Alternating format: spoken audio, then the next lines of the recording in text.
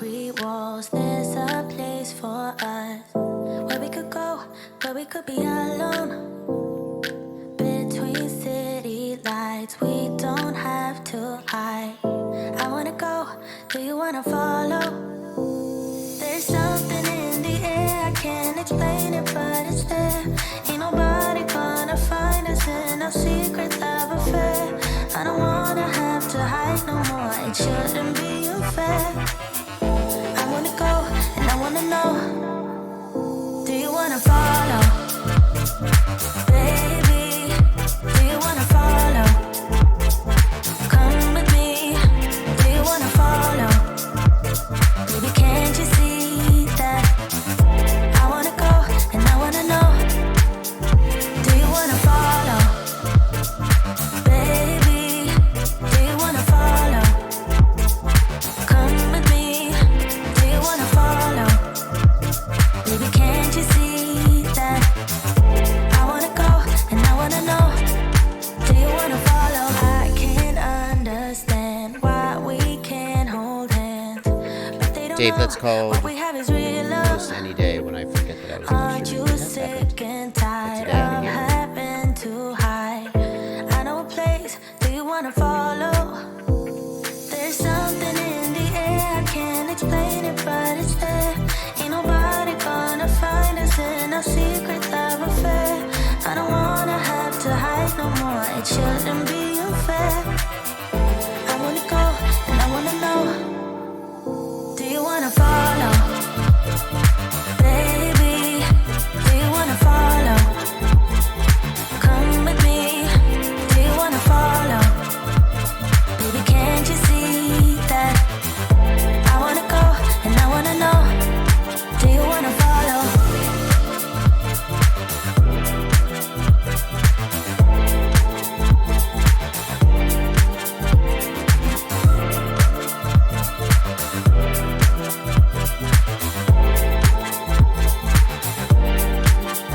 Do you wanna follow?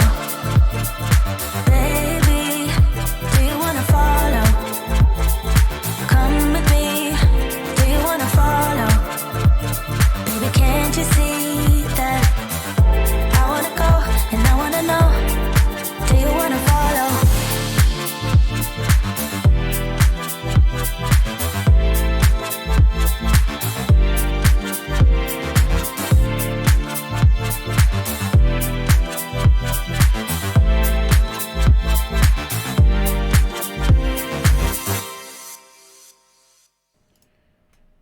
What's up, guys? I'm Joshua Bardwell, and it's Monday night. It's 8 p.m., and it's time to stream. It's 8 p.m. where I am. It's 2 a.m. in Hungary. Bye-bye, Zoltan. Zoltan Grinsberger. This is my America stream. I stream on Sunday afternoon at 1 p.m. for all the Europeans who don't like to stay up late, and I stream Monday at 8 p.m. for all the Americans who... anybody can go to any stream. It doesn't really matter. Oh my gosh. Australia. Yeah, it's early in the morning in Australia. It was like 12-hour time difference. Auckland, Connecticut.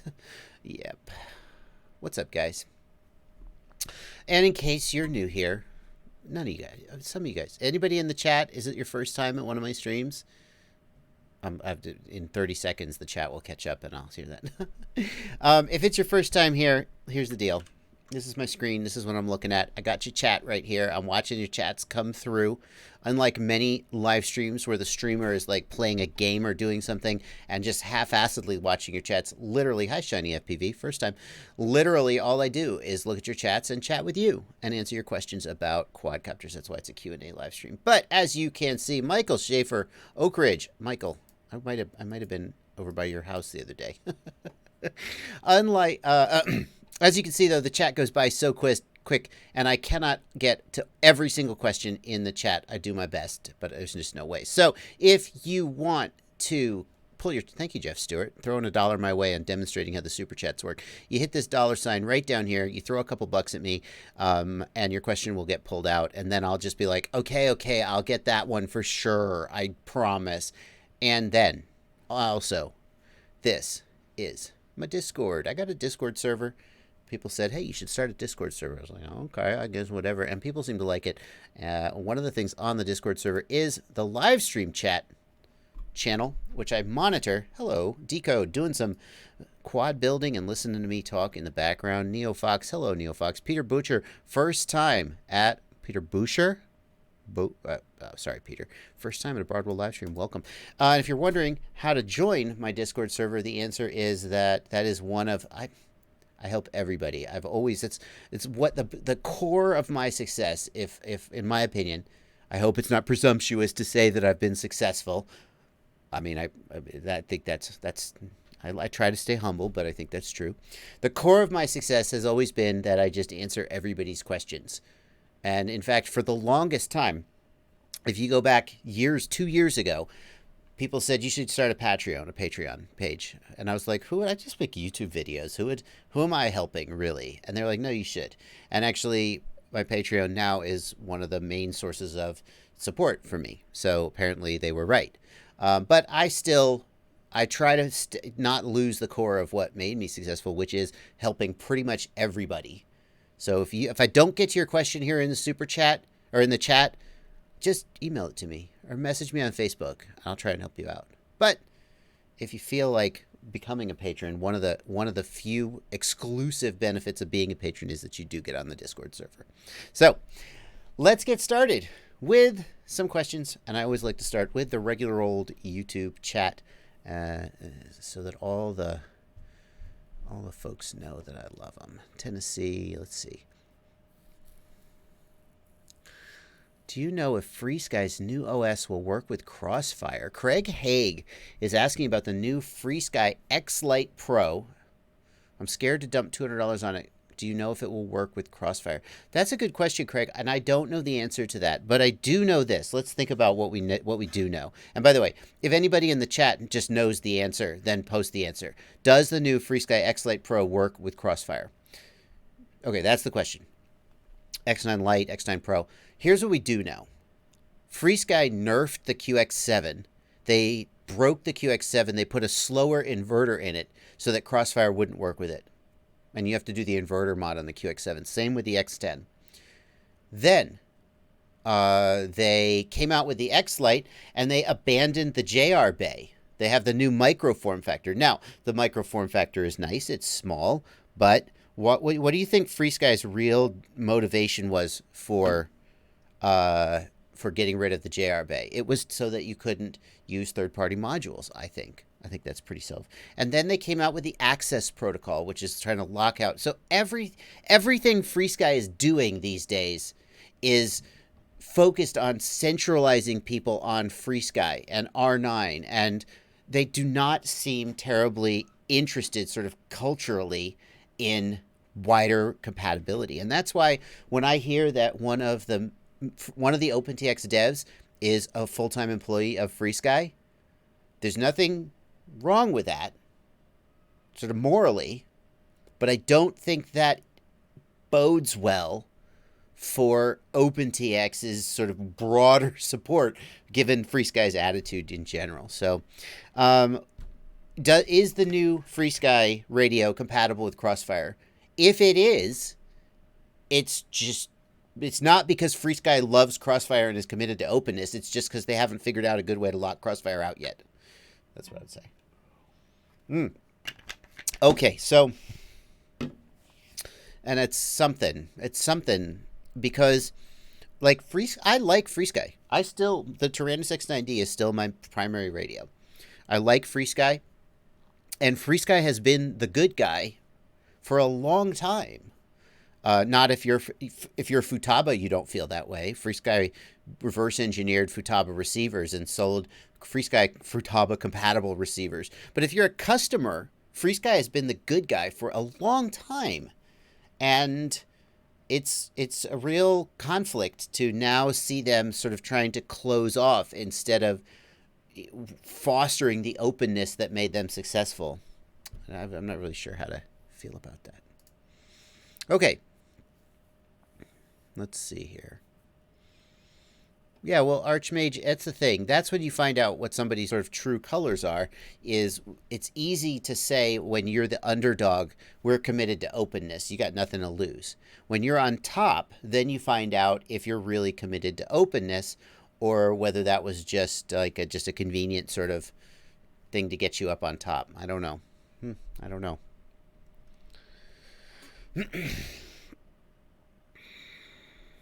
Let's see what we got here. What's the difference between the JB F4 V2 and the 215? Interesting, Spindrift. I answered that question because I saw you asking about my flight controller.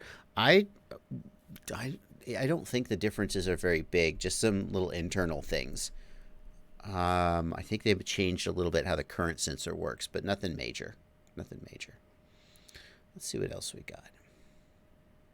Nicholas Reed, what does it mean when your drone tells you to land, but it's already on the ground? Nicholas, when your drone says land now, when Betaflight says land now, it just means your battery is low. So if you land and your battery's still low, it still says land now, I guess. It doesn't mean it. It just means your battery's low. You're fine. Mark McAuliffe says, I have a friend still rocking the old Turnigy 9 remote. He got a Bardwell flight controller. Can't use it because it doesn't support CPPM.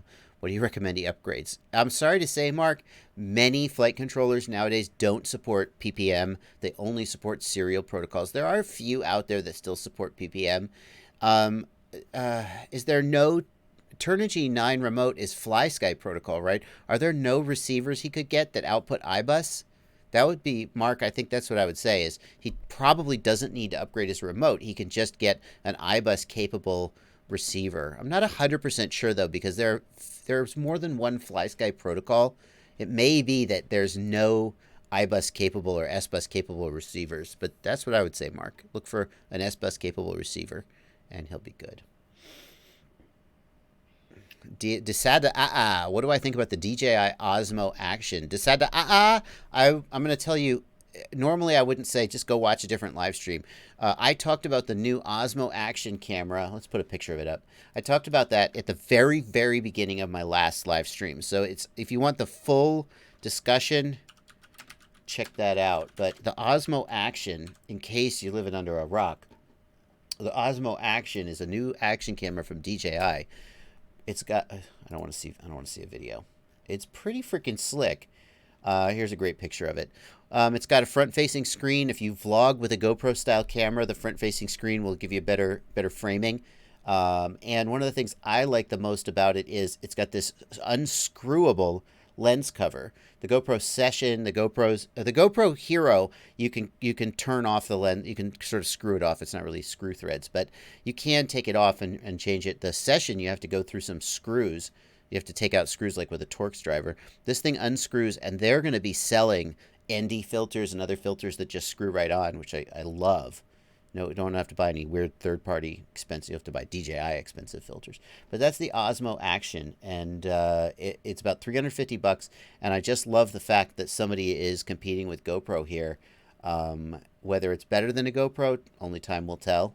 We don't know yet, but it is exciting. I'd love to get one and test it side by side with like a Hero 7 Black. Yeah. What have we got? What have we got?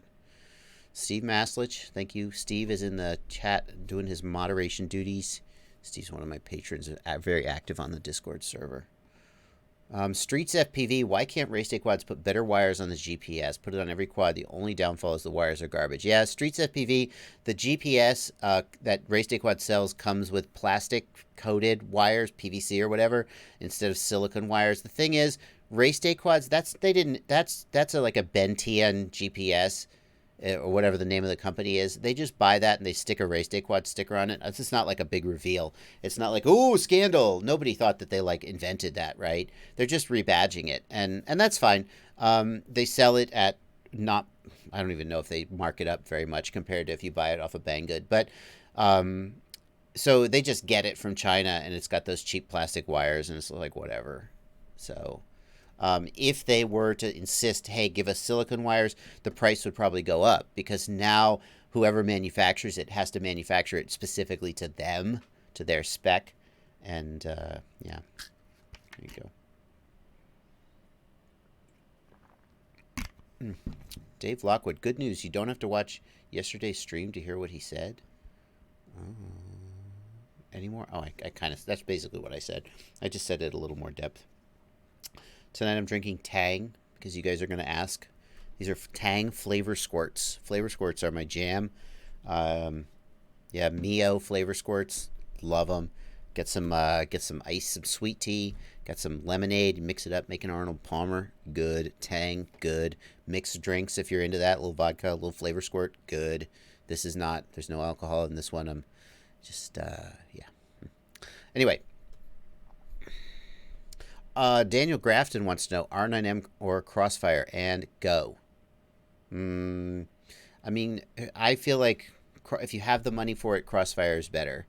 When Access Protocol rolls out, my cat is I'm sorry. Hey! Oh, you son of a... Oh! Oh!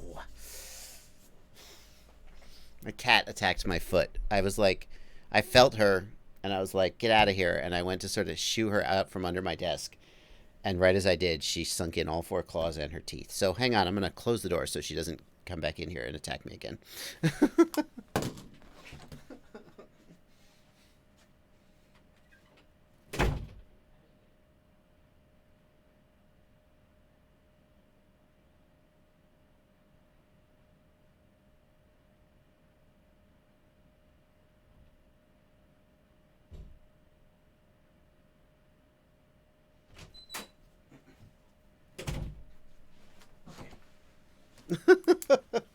Okay, that was exciting.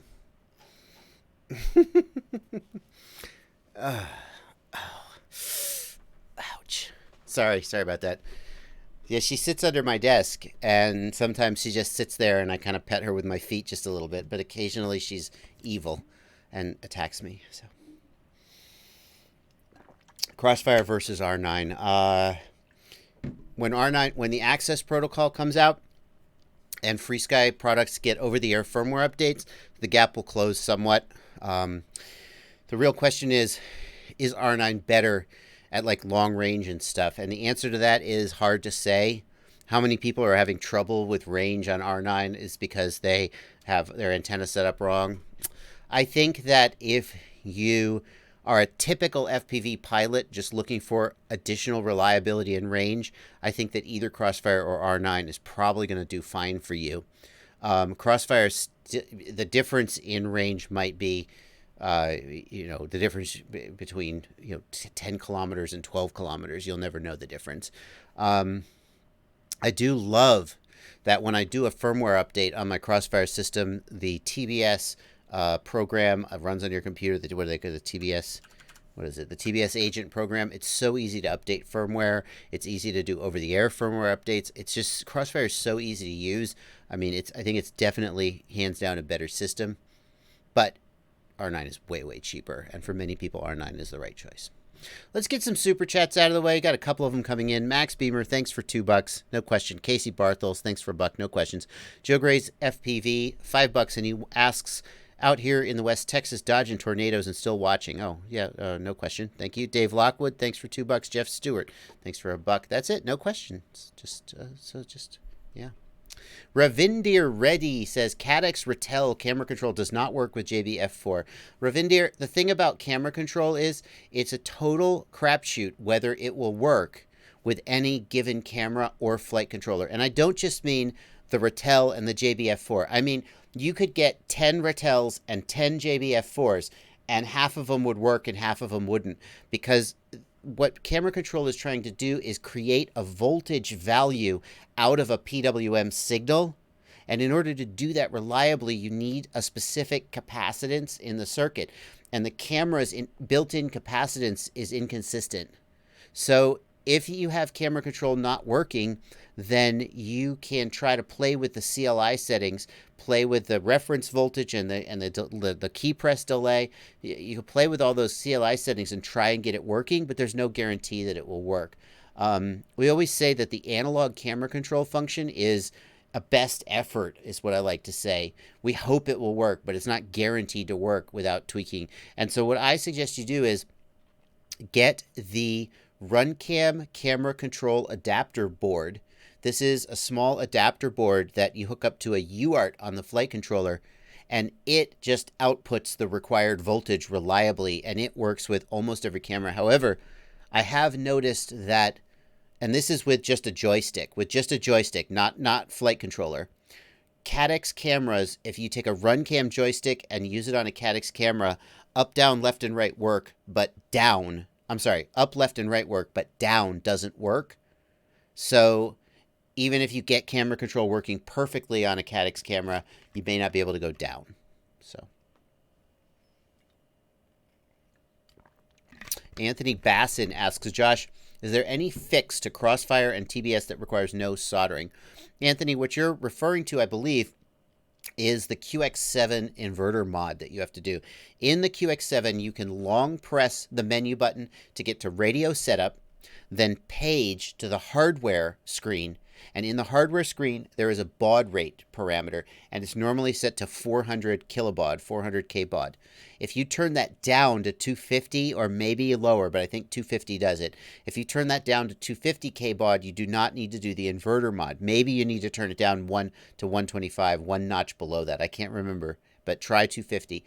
And if you do that, then the telemetry lost and the sensor lost warnings will go away, and the Lua script will work reliably. That's how you'll know you fixed it, if the Lua script works reliably without delay and without blank screens and so forth. But if you do that, the latency of the Crossfire link will go up. The latency, not of the wireless link, which of course is unaffected, but the latency between the radio and the module goes up. Now, you may be okay with that. You may not even notice the difference, but that's how to do the QX7 Crossfire without having to do the inverter mod.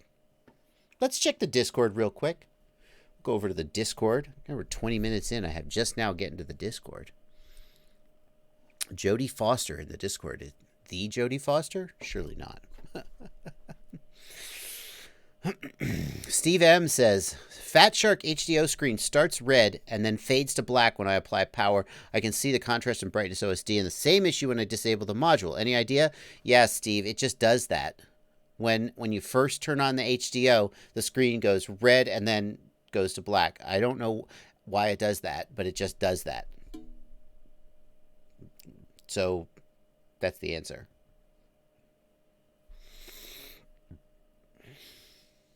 Lipper says, I picked up an Eachine trash can and the 2.4 gig range is horrible, maybe 50 feet. I upgraded the onboard antenna to twice the length. It made no difference. Should I just install a FreeSky XM? Lipper, the range on my trash can was way more than 50 feet. If you think about my property, I can fly my trash can almost to the edge of my property without getting low RSSI warnings. But I couldn't go much past the edge of my property, and that's maybe 100 or 200 feet. That's not spectacular range, but for these little tiny receivers built into the flight controller for the Crazy Bees, that's, I think, pretty normal. They just don't have great range. I can't tell you, I don't know why yours is having short range, but I can tell you, if you install a FreeSky XM and you still have short range, then it's your transmitter that's the problem. An XM is just a regular receiver. The FreeSky XM will output S-Bus. It is inverted, and it would have to go to an inverted UART RX pad. There we go. Jodie Foster says, flying on the Dom V3 with rapid fire, looking to upgrade the goggles soon to HDO. Worth waiting for Orca release and reviews. Jodie, here's the thing. Now, I'm running into this problem where when I am skeptical, people take it as being like disbelieving. And there's a difference, right? What's the difference between skepticism and disbelief? Skepticism means you haven't convinced me yet. Disbelief means I don't think so. And when you talk about Orca, like, what's the status of the Orca project right now? Well, if I remember correctly, they're still 3D printing shells for their prototypes. That means they don't.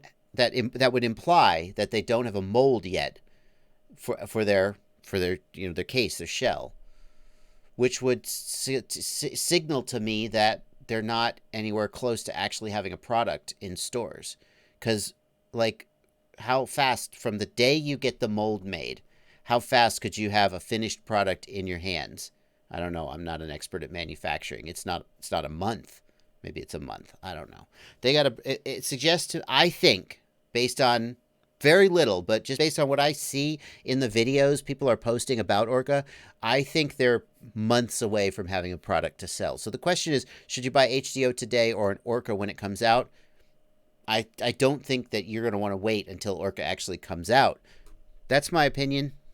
I would love to be wrong, but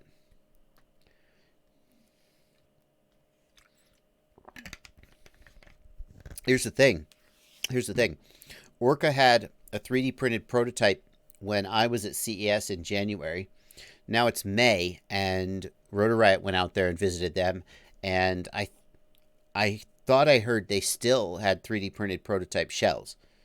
So at what point are they going to make a mold, go into production, and have an actual production prototype? Never mind then having it be a good product that you want to buy.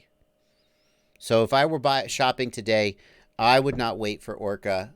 I would probably just buy HDO. I got into a little bit of a, well, it's overstating it. I made a comment about the new TBS module. TBS is coming out with a receiver module for goggles, and TBS is doing it with Brain 3D. And I said, people are saying, "Oh, this TBS module is going to be the best thing ever. It's going to be better than Rapid Fire." And I'm like, why would you say that? You have, on what basis? I mean, Clearview wasn't better than Rapid Fire, and Clearview had a lot of experience making receivers. So on the basis of what are you saying that this new TBS module is going to be? And by the way, TBS isn't saying this. This is just fans in the Facebook groups who are saying, "Oh, it's going to be so good." On the basis of what? On the basis of nothing. Wait until they have a product before you decide it's better than because Immersion RC is manufacturing products right now that you can buy. Well, they're out of stock quite a lot, so they maybe aren't manufacturing them quite as quick as we would like, but they are making products that you can buy. And it's really silly to compare a product that doesn't exist yet with a product that actually exists and say the one that doesn't exist is better. Okay. It's not just TBS, though. XLR8N says, "Oh, it's because TBS makes pure gold, don't you know?" There are TBS fanboys out there who, whatever Trappy said he was making, they would assume it would be the best thing ever. But that's not what's going on here, because you see the same thing happen with almost any product. People, when TrueDX was first, TrueDX is out.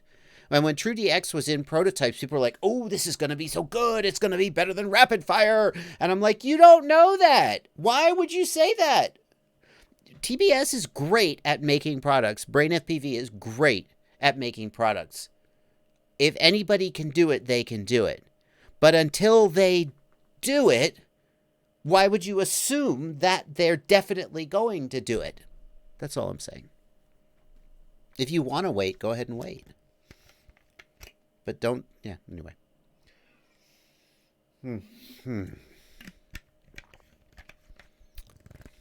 Right. License to Drive says reviewing a product based on specs that you haven't used is like reviewing a trailer for a film you haven't watched. And to be fair, when Avengers Endgame trailers released, people looked at the trailers and they did reviews of the trailers. I've done breakdowns of, like, let's say flight controllers, where I take 10 flight controllers and I just look at the specs. And I say, how are we going to compare them? I mean, you got to know what you're getting into. But when it comes to something like an FPV receiver module, the RF performance is so important. And you can't know the RF performance until you have a product in your hand that you can test. So, Abba Flabberjacks asks, what's the best upgrade for value from the EV800D? EV800D is my recommended budget goggles. They come in about $80 or $100. If you want to upgrade from the EV800D, the next place up I would be looking at is something like the FXT Viper. The FXT Viper it's a really I reviewed V1 of the goggles sometime back. This is V2 they're at now. This is actually one of the better, I think, box-style goggles out there. Now, one thing that's different about the Viper is that it does mount on your forehead, not on your face. Some people will see that as an advantage. If you have glasses, it's a big advantage because you can wear your glasses underneath the thing. and you don't have to worry about that. The screen is pretty decent. The reception's pretty decent. And it's $169. The thing is, I say this because this is one of the most premium box style goggles you can get. But by the time you're at the $169 price range, you're starting to get up in the range where you might start thinking about saving for another month and getting like a $300 set of like Fat Shark style goggles. But if you're looking for box goggles, FXT Viper is one of the best ones. Yeah.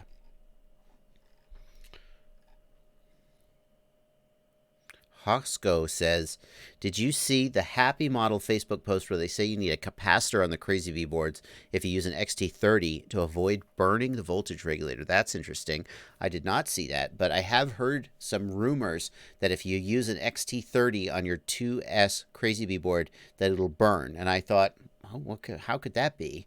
But I guess maybe the XT30 has lower resistance and it lets more voltage spikes through or something. I don't know. That's interesting. Archmage JU wants to know, anybody close to getting a 16:9 HDO type goggle into production? What's the resolution of the Orca? Is it 4.3 or 16:9? Orca FPV. Isn't the Orca 16:9? Am I right or wrong about that? Hold on. 44 degree field of view. 1280 by 960. That does not sound like 1280 divided by 960, 1.3. That's a 4.3. No. The thing is, Archmage, I think that 4.3 is better for FPV. I made this point in my video yesterday. Think about when you're flying. Where are you looking for new information about where the quad is going? I submit to you that it is usually the top center of the screen. Because you're pitched forward, right? And you're looking... As you were moving forward, stuff is coming at you sort of from the top and center of the screen, okay? And then as you roll to the side to turn, stuff's still coming at you from the top of the screen. It's not like a car where when you turn, you rotate like this, flat. So I think that the wider field of view of a 16:9 camera, it's more like cinematic, but who cares? As far as actually seeing where you're going, I think 4.3 is better for FPV. Proto FPV, good point. Let's look at this. I'm so glad you brought this up. Proto FPV mentioned the Arum. Is this the antenna I'm thinking about? Arum, FPV race antenna. So this is an interesting antenna. Where's the... yeah. Is this the one I'm thinking about? PCB antennas that are flat. Okay, so let's break this down. Until now, antennas are just wires covered in some plastic housing. Yes, that is true. An antenna is a conductive wire covered in plastic housing. The new Arum antennas are PCB-based antennas that are flat. Okay, so that's a patch antenna. Those also have existed in FPV and elsewhere for a long time. For example, Martin Baird, Pagoda antenna, printed PCB. Okay, it's not flat. That's okay, but so it's a PCB-based antenna. And here's what I'll say.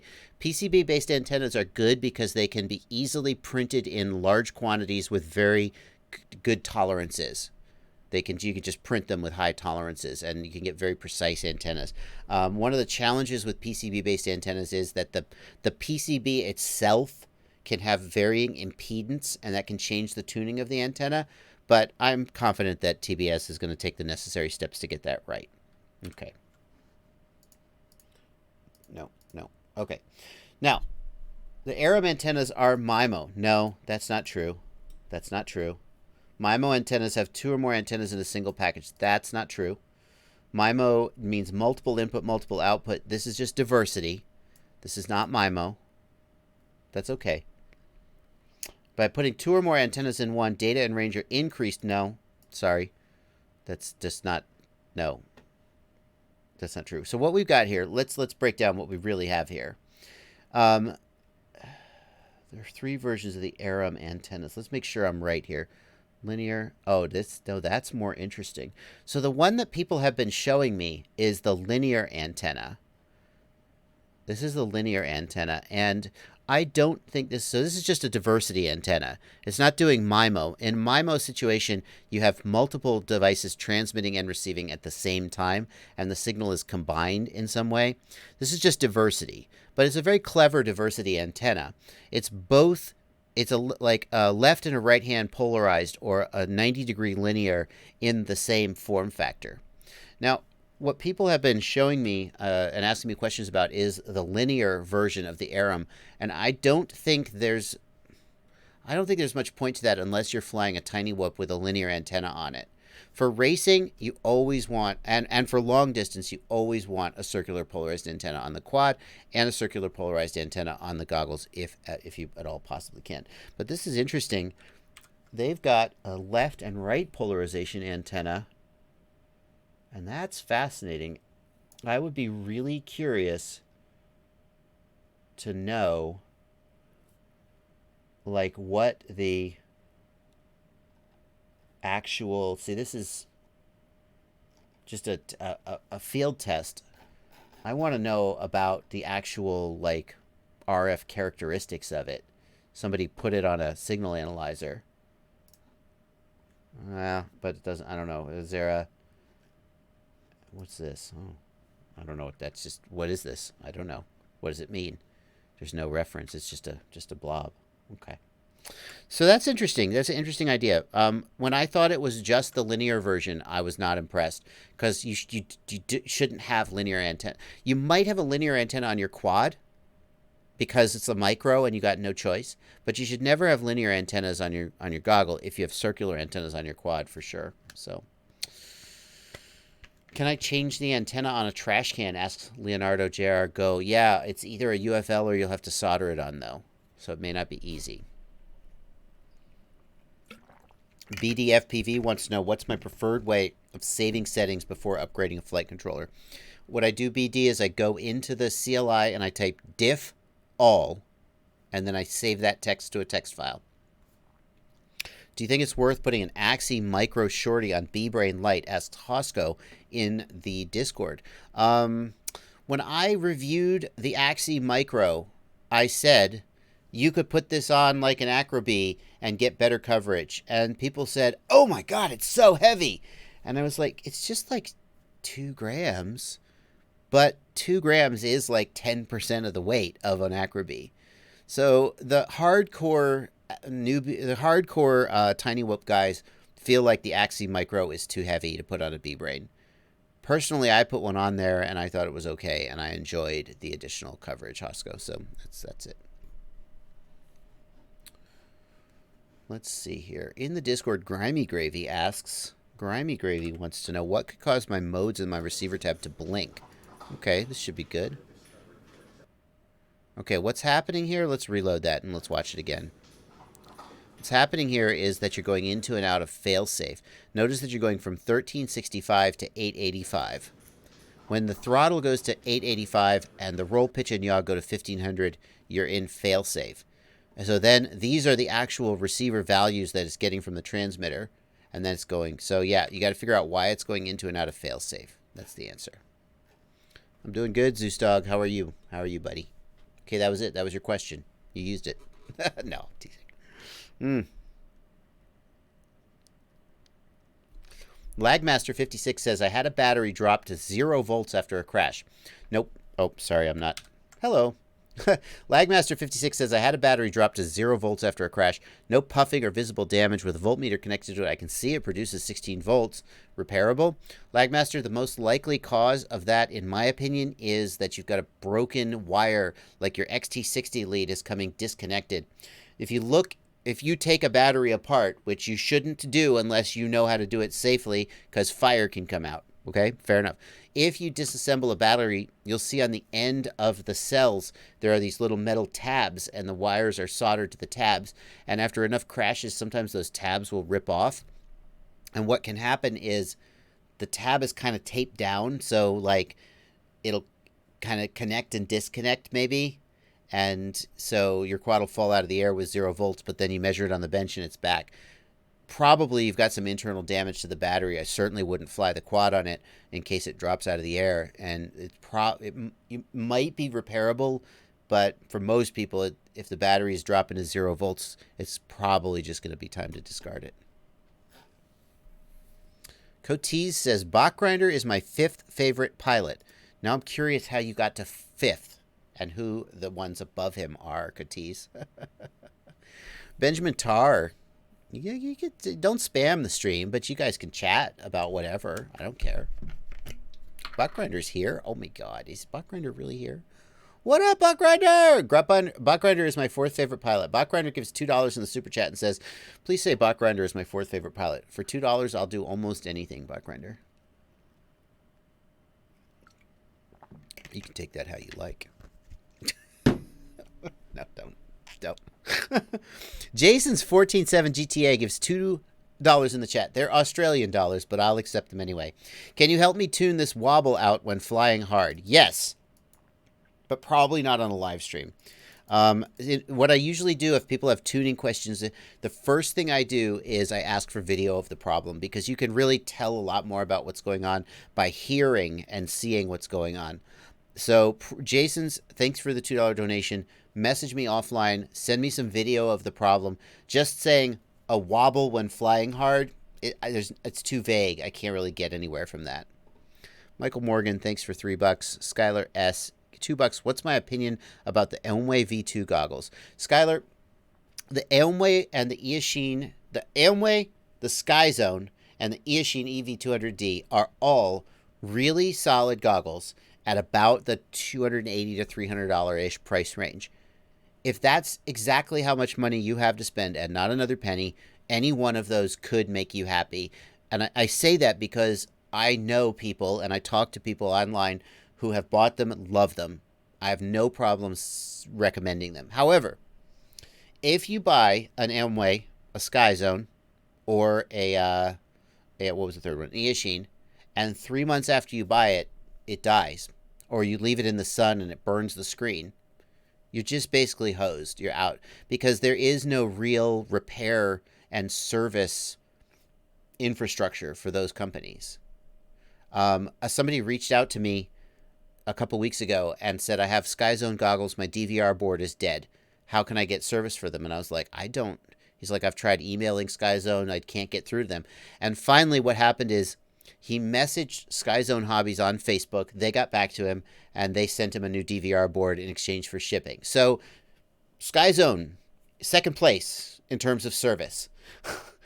But if you look at Fat Shark has, and I've said this on other live streams, I'm not going to go on for 10 minutes. Fat Shark has service centers on 3 continents, U.S., Europe, and Asia. They have service technicians. The U.S. technician, his name is Randy. If you've ever emailed support at Fat Shark and had to send your goggles in the U.S., you've talked to Randy. They will just take care of you in a way that none of the other companies will. So if you have $300 to spend and you're thinking about buying a Commander, a Sky Zone, or whatever, see if you can find a used set of HD3s for $300. And I would say buy those rather than a brand new, unless you just love the other goggles for some reason, because those you're gonna keep your goggles kind of like forever, right? They kind of are. Where your goggles and your transmitter are 2 things that you can just spend a fair whack of money on and you want them to last. So then why do I buy $200 FreeSky transmitters instead of $600 Futabas? Good question. I love OpenTX. There you go. Okay.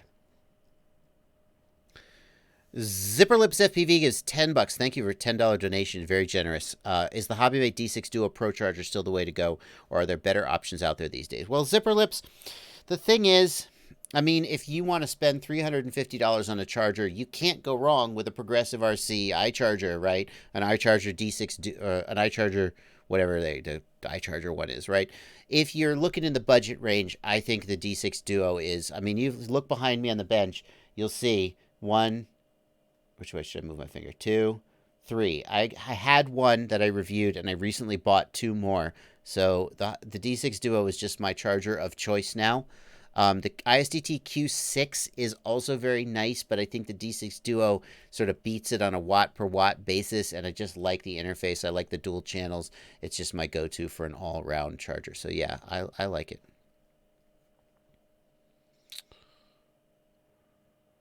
Let's see here. People talking about Bot Grinder's nose ring and whether he should get rid of it. Matthew Smiley, hey bot, please get rid of the nose ring. What? Come on, guys. Let me just let me preach for a minute here. Other people's bodies are none of your business. If Bot Grinder likes to wear a nose ring, if I like to wear a skirt or a sarong or whatever you want to call it, kilt, whatever you want to call it, that's between me and my junk, and it's between him and his nose. It's not cool if other people do their body, do their hair, do their face how they want to do it. It's a really personal thing. If it's like your wife and you're like, hey honey, we got to talk. Listen, I don't think the nose ring is the best look for you. That might be okay. If it's your kid, if it's your mother, we probably should just let your mother do what she wants. But if it's like a stranger on the internet or a YouTuber, come on. He's got a nose ring. He's got a tattoo on his face. I wear a sarong. It's really none of your business. It's just leave it alone. Okay. It just has nothing to do with you. It's like, I understand you look at Bot's face and you go, ooh, nose ring. But he didn't put the nose ring in because he thought you would like it. He's never heard of you. You see what I mean? He just has a nose ring. So when you come up and you're like, dude, that nose ring's not working for me. It's like, it's got nothing to do with you. If you don't like it, bye. Okay. Had nothing to do with quads. I've accidentally clicked away from my live stream chat on Discord. Now they're all talking about me. Let's see here. Skirt. Hosko, sometimes it's a skirt. Hey, sometimes it's a sarong. Sometimes it's a skirt. The line is very blurred. Today it's shorts, by the way. I once had a chat with somebody who was very upset about Bot Grinder. Bot Grinder, I think I've told you this story, but if not, here you are. And this guy was like, that Bot Grinder guy, what a loser. He said, he's got facial tattoos. Bot Grinder is never going to make it in corporate America with facial tattoos. And I thought, I think he would say that's a good thing. Like, I feel like if Bot Grinder did one day wake up and go, I think I'm going to become a corporate big shot, and he tried to get hired, and they were like, we can't hire you, dude. You have facial tattoos. He would be like, dodged a bullet. Anyway. Miami Pete, thanks for $2. Do I think the DJI Osmo will compare with the GP7? Specs wise, Miami Pete, the DJI Osmo seems like it's on par with the GoPro Hero 7. The answer will always come back to image quality, though. Image quality and price. Bot Grinder. Now we're all talking about Bot Grinder. I guess it could be worse. Miguel Mancia. Hey JB, I just installed OpenDX 223 and regular Lua scripts are working. You're lucky, Miguel, but don't hold your breath. You may still get the out of memory error and need to install the Lua C option. There's no big deal with the Lua C option. Benjamin Tar wants to know if you do need to use the Lua C option with the latest OpenTX. I don't know the answer to that, Benjamin. I have used the Lua C option forever. See, the thing is, once you turn on the Lua C option, what's the downside? It takes up a little bit more SD card space. Well, I have, 16 gig or whatever. It doesn't matter.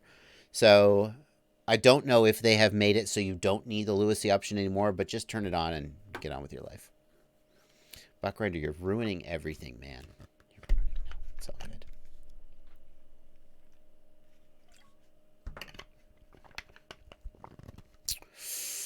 good. Let's see here. Did I talk about 402 yet? Asked Bot Grinder. I just installed it. It flies so much better on stock PIDs than 4.0. Yeah, 402 is way better than 4.0 on stock PIDs. Although, what they did, many people had problems with like runaway quads or hot motors. Personally, my builds are pretty tight and pretty new. And I actually disabled a whole ton of filters.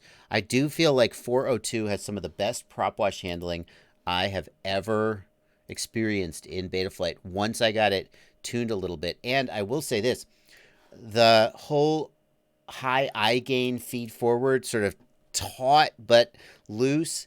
I hated it at first, but I've kind of come to like it, and I think it makes me a better pilot. Let's do this. Let me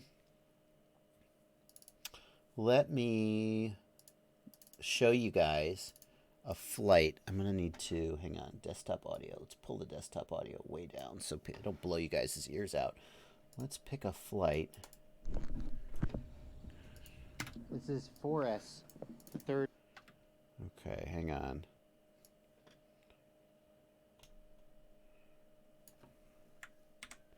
Let's take a look at a flight. This is Beta Flight 402.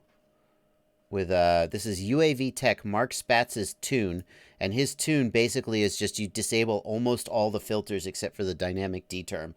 So you basically just disable all the filters, and if your quad doesn't then explode and fly to the moon, here is how it flies. I'm pretty freaking impressed.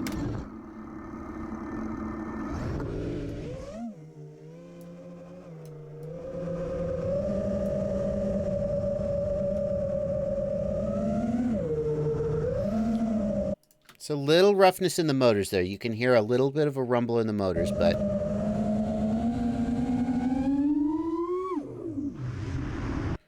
here comes the prop wash, or wait a second. Nope. Where was the prop wash? How about here? Nope. Where's that prop wash, kids?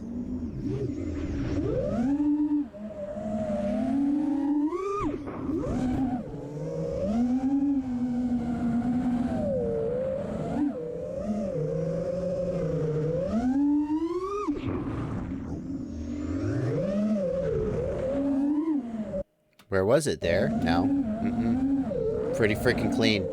I'm pretty impressed. This is pretty good, in my opinion. Where? Not there. That was a pretty weak look back. I'll cop to that. No prop wash. Just so smooth. It's really smooth. I'm really impressed.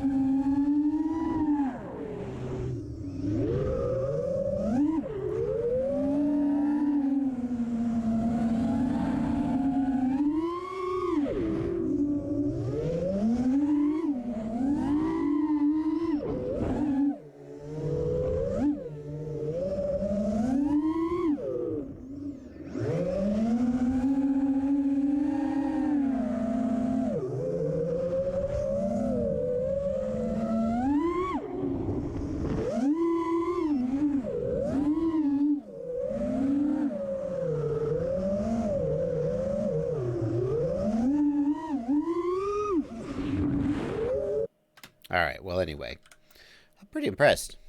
Pretty impressed. Pretty smooth. It got there. I mean, people say, oh, well, if you had KISS, you wouldn't have to go through all those hoops to get it flying good. And maybe they're right, but pretty impressed with it so far.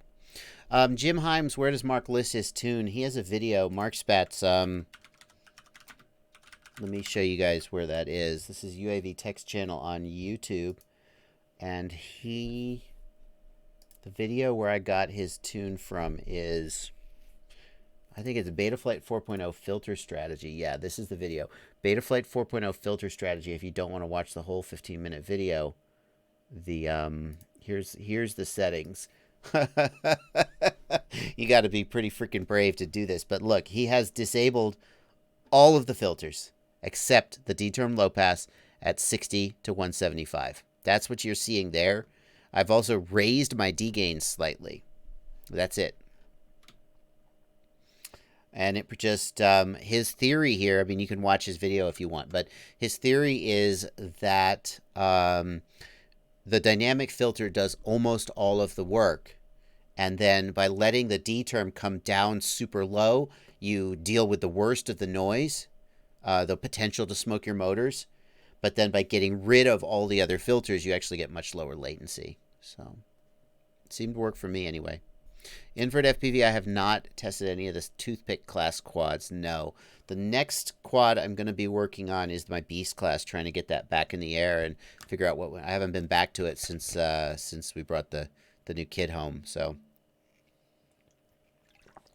Proto FPV, I have no travel plans at this time. Cotis, that was the Marmot. I have no travel plans at this time. I'm just trying to sort of keep my head down, and you know, with a new kid at home, just kind of keep everything together while still producing content. Skypilot, glad to see you here, buddy. Hosco says in the Discord, I don't want to sound like a Free Sky shill, but I'm really looking forward to Access. You're not a... I hate the fact that there's this drama and conflict, and what I hate most about it is that people feel like if they say anything nice about Free Sky, then they're like on the wrong side. I don't want there to be sides. I call it tribalism. This tribalism that if you're with one side, you must be against the other side.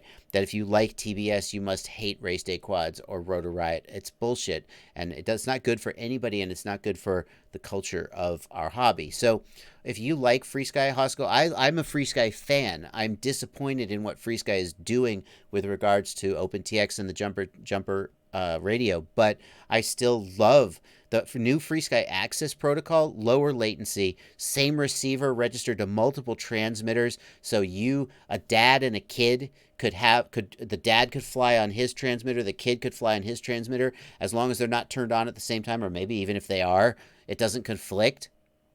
Access is legitimately a great step forward in an air protocol, and we should all look forward to it. It's a shame that Free Sky is using the benefits of Access protocol to kind of wall off their technology ecosystem, but there you go.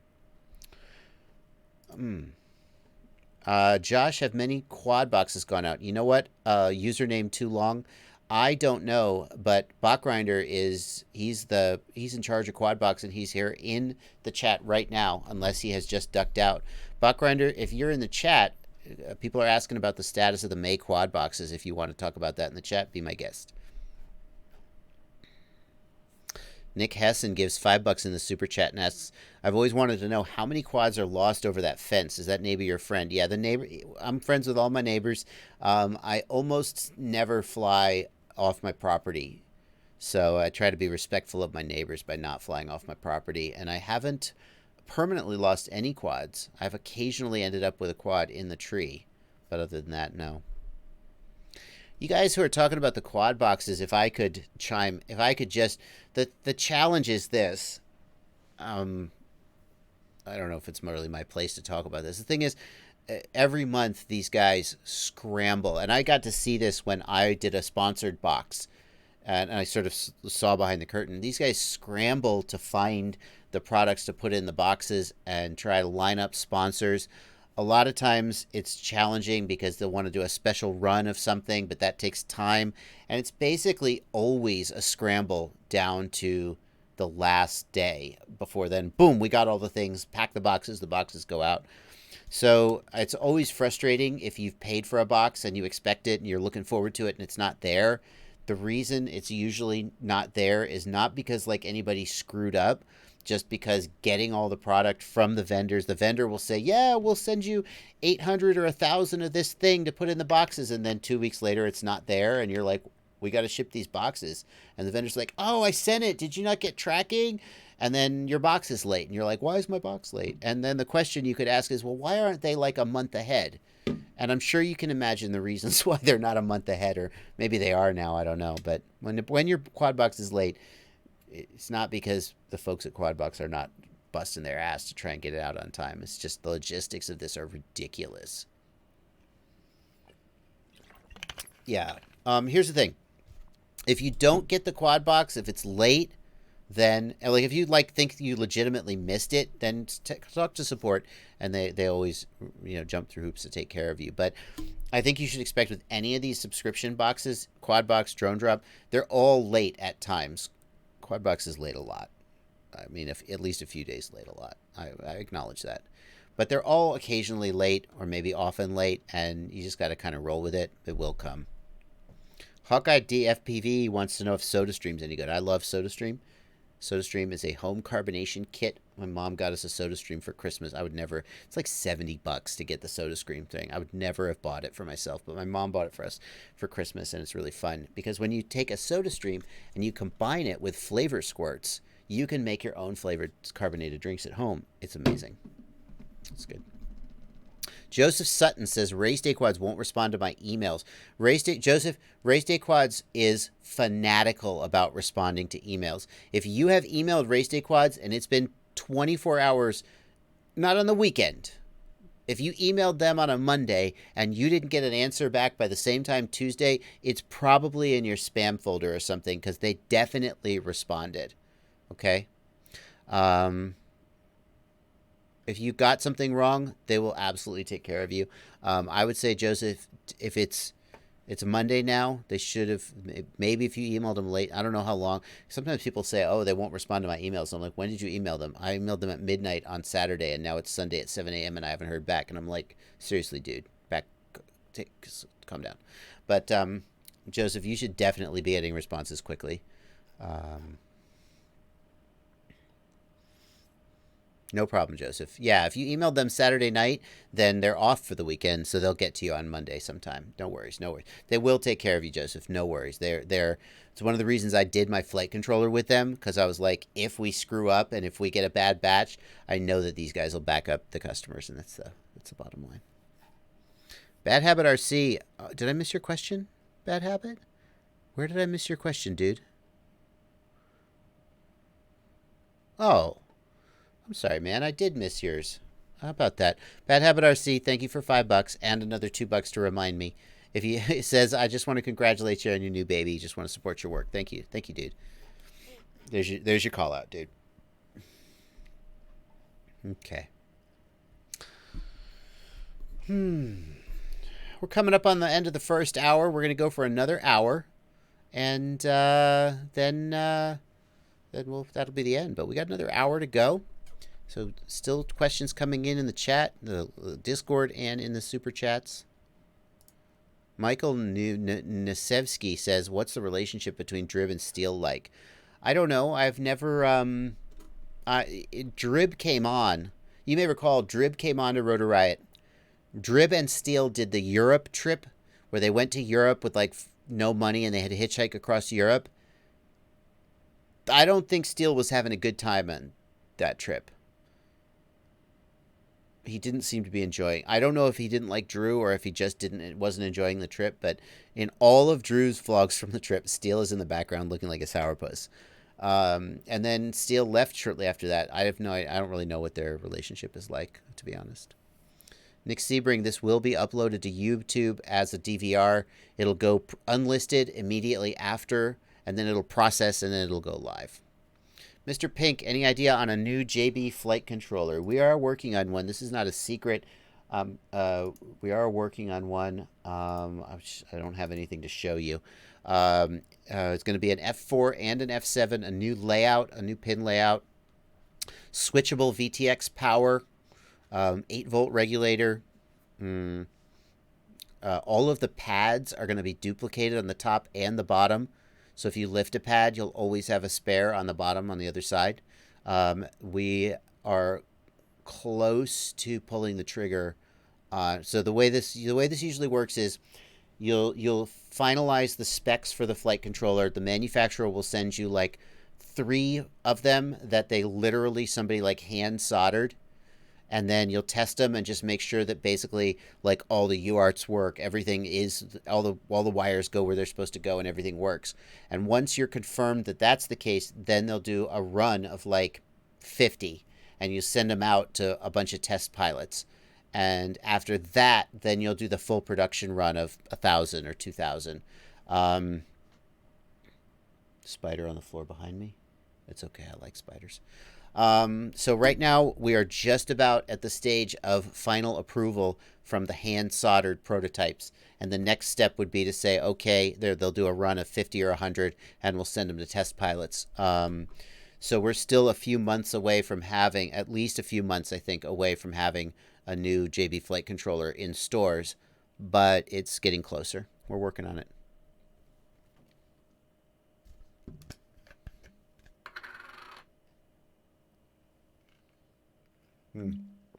What did Thomas say about Mr. Steele? Sound like you're dissing Mr. Steele. I mean, what did Thomas say? I don't know. It's gone. Mike Rocks, will switchable VTX power be VBAT only or can it be regulated? I would have to check on that. I believe the switchable power is the 8-volt only. But I'm not 100% sure right here off the top of my head. Are 3D quads ever going to be more than just gimmicks, says Solvin? That's tough. I mean, what does 3D give you? People, I'm not sure everybody like loves the footage that comes. Like I'm going to be straight. I watch Zoe FPV. She's a famous 3D pilot. She's a great pilot. I watch her 3D freestyle, and on some level, I'm like, eh. And that's not that she's great at it. It's just I'm not convinced that 3D as a tool for creating FPV footage is the right. I'm not sure that it just. I think that my favorite way to use 3D would be to sprinkle it in. Like you do a split S and you just briefly extend the split S and then but when I see somebody fly in 3D and they flip upside down and then they're just flying upside down, I'm kind of like, so the ground is going the other way. It doesn't really knock my socks off. So for 3D to be more than a gimmick, and that's why if you look at like collective pitch helis and they do 3D and they're just like going, and you're like, oh, what the F, right? That blows your mind. I've never seen a 3D FPV quad do anything that made me go, what the, oh, ha, ha, ha. And until you get that reaction, it's just a gimmick. So, there you go.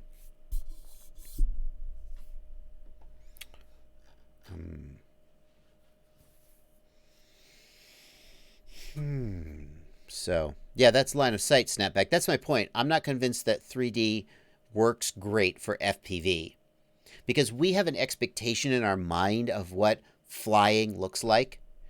And flying involves the ground coming at you right side up. So when an FPV quad flips upside down and flies 3D and the ground is going the other way, like on some level, my brain is just like, okay, I guess if that's what you want to do. But I'm not like, oh my God, it's like a dream. I'm flying like a bird. If I were flying like a bird, I would just never fly that way.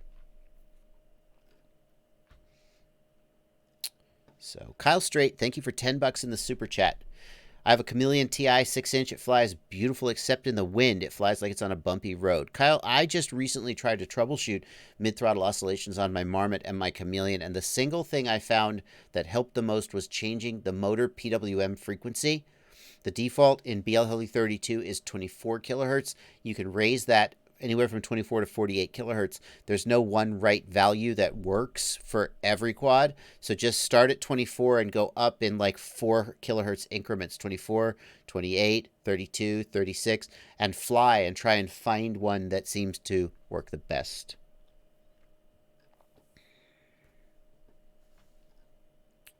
Nick Nichols, I just purchased 4 used quads and I'm learning about flashing and updating the flight controller firmware. Would you recommend I update all the quads to new firmware? Nick, it's tough because if you just want to fly, then just don't update the firmware. Just take the quads out and fly.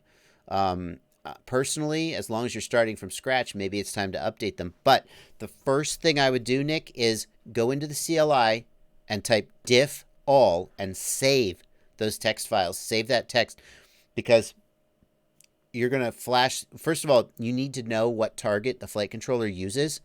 So if it's a Kakute F7 or an Omnibus F4, if you flash the wrong firmware, you'll brick the board. You can just reflash it to get it to come back. It's not permanently bricked, but it's basically done. And once you flash the wrong firmware to the board, then how will you know what the right firmware is? See? So definitely save out that command line dump first. And then after you update, you need to know like what UART the receiver's on. Well, if you don't save out the dump first, you're not going to be able to do that. So that would be my advice.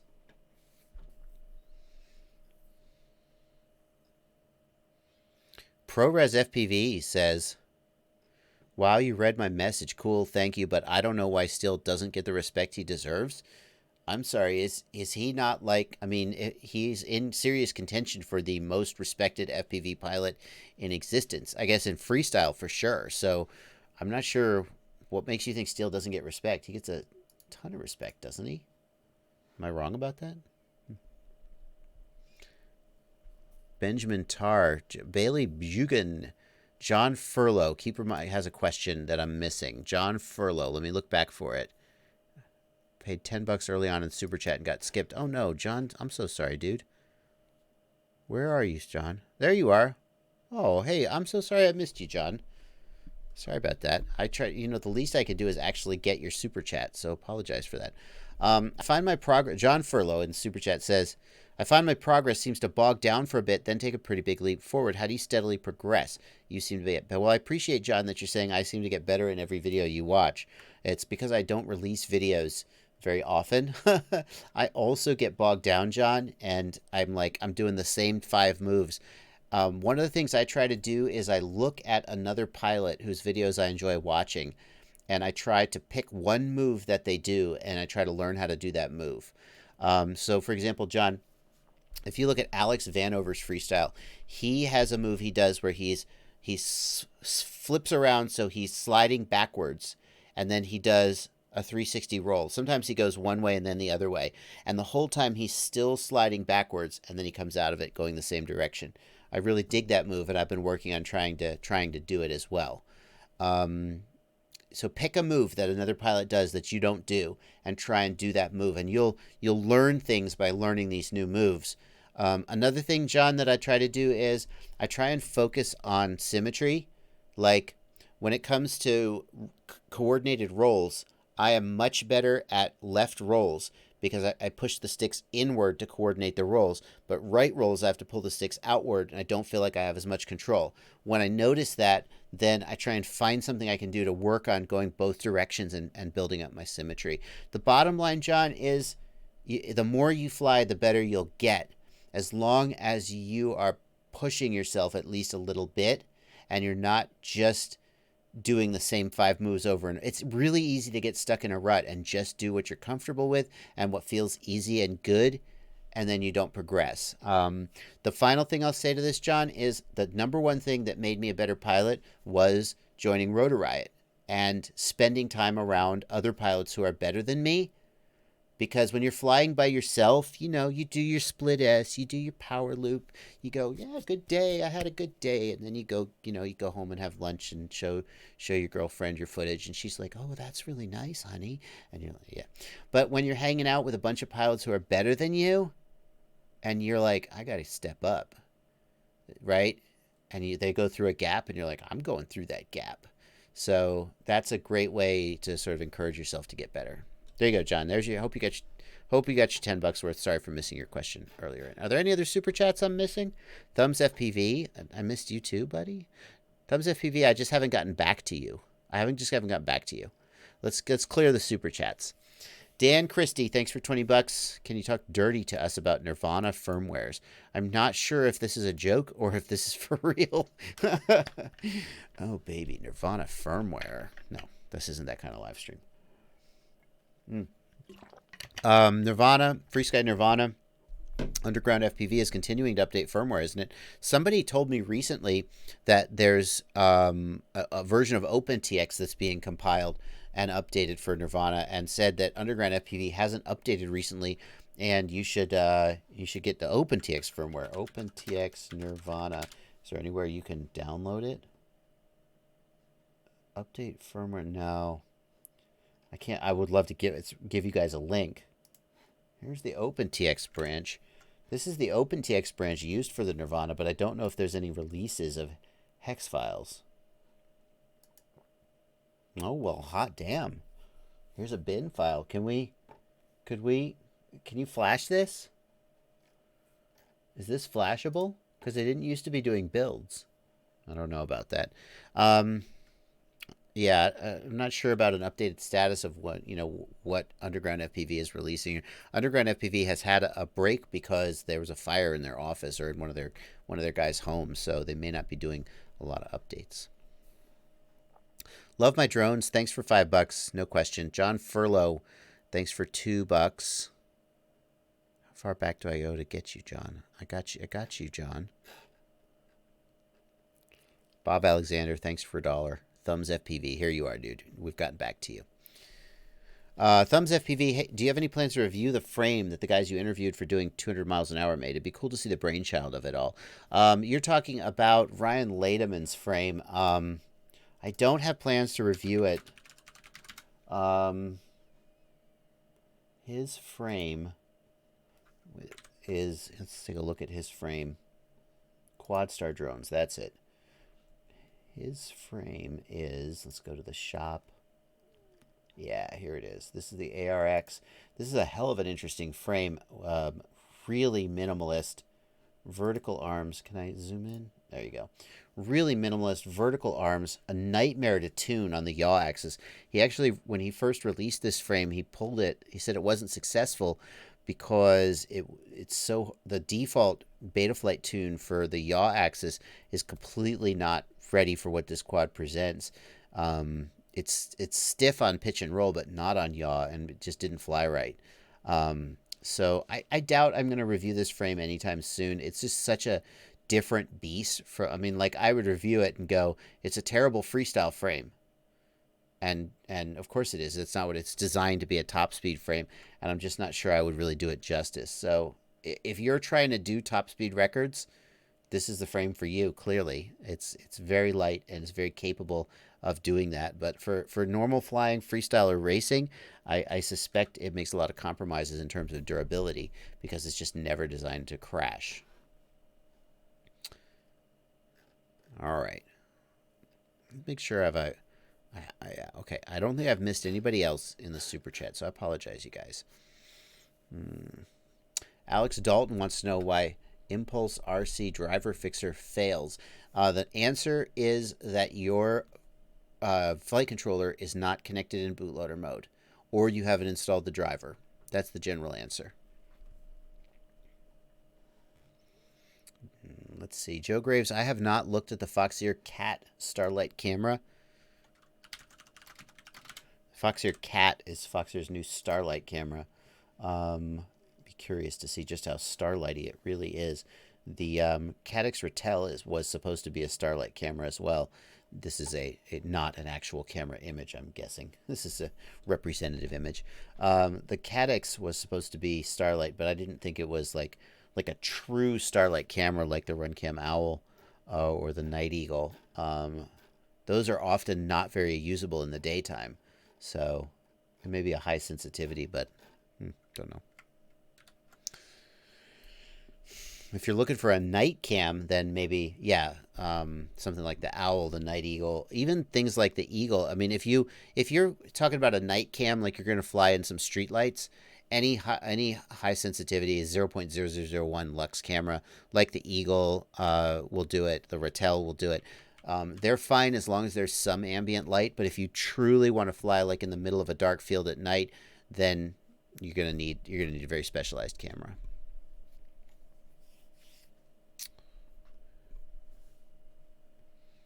Yeah, License to Drive is pointing out exactly. The cameras that we're looking at are 0.0001 lux. That is good enough for flying at night if you have street lights and ambient light, but not for true starlight camera. For true starlight, you need a 0.00001 lux. You need 5 zeros, not 4 zeros. 3 zeros. You need 4 zeros, not 3. Sorry. Well, after the decimal point. That's going to be like a true starlight camera. JRC is asking about the Caddx Ratel working with camera control. I talked about that earlier in the live stream. JRC, camera control is just not guaranteed to work with every camera and every flight controller. You're going to need to go into the CLI and play with things like the key press delay, and the reference voltage, and it's basically a huge pain in the butt to tweak those, and even then, sometimes it doesn't work.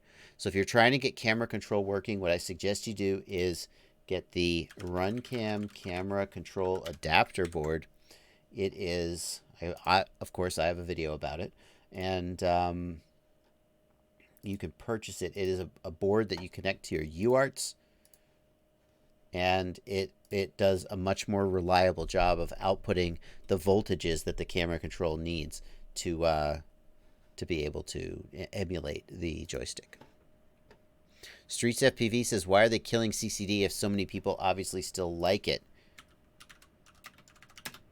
The answer to that is that Sony has stopped making CCD image sensors, or is stopping. Basically, the manufacturer of the sensors are stopping making them.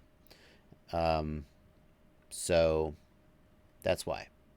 Everybody has been going. I actually have heard rumors of this happening over a year ago. I heard rumors from camera manufacturers saying, look, we're not, in a year from now or 2 years from now, we're not going to be able to buy CCD sensors anymore. So nobody was willing to go on record and talk about this. But I've been saying for a long time, if you haven't picked a CMOS camera that you like, you better find one, because CCD is going away, and that's why. Sony is discontinuing manufacturing of CCD sensors. They make almost all of the sensors we use, if not all of them. There are very few other companies making sensors of this type, and they're all going to CMOS.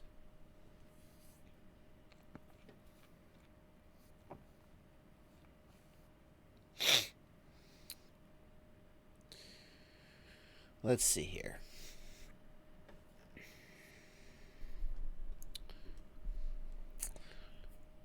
Tumbleweed 30 points out, Runcam is shipping cameras. They've removed the remote control feature from most of their cameras from now on. Tumbleweed, do you mean the digital remote control, or do you mean the analog? Are they getting rid of the digital interface? That'd be a shame. Let's see here. Apparently I missed Triangle Todd. Oh. Triangle Todd, one of the first messages in the live stream, asked, I'm looking for a video where you talk about horizontal lines coming from the VTX. I know it's RF of some sort. I have a capacitor on the 4-in-1 where the battery connects. What's my next stop? If you have lines in your video, there's a problem with this, is that there's a zillion places you could go to try and solve it, and none of them are like a surefire thing. So lines in the video, the first thing I would say is, does it happen when the motors spin or not? If you have lines in your video and the motors are not spinning, that's an external source of interference, like the receiver telemetry transmissions can sometimes cause it if the receiver is too close to the video transmitter antenna. Especially with 900 megahertz, you see that. It could be your Wi-Fi, so move the quad. If the noise only starts after you arm the quad, then it's electrical noise from the motors. Various ways of addressing that: move the video transmitter and camera from VTX to regulated power if you can. Power the camera off the VTX's 5-volt output instead of the flight controller's regulator. Basically just move the way you're powering the quad or the VTX and the camera around to try and get the cleanest video you can.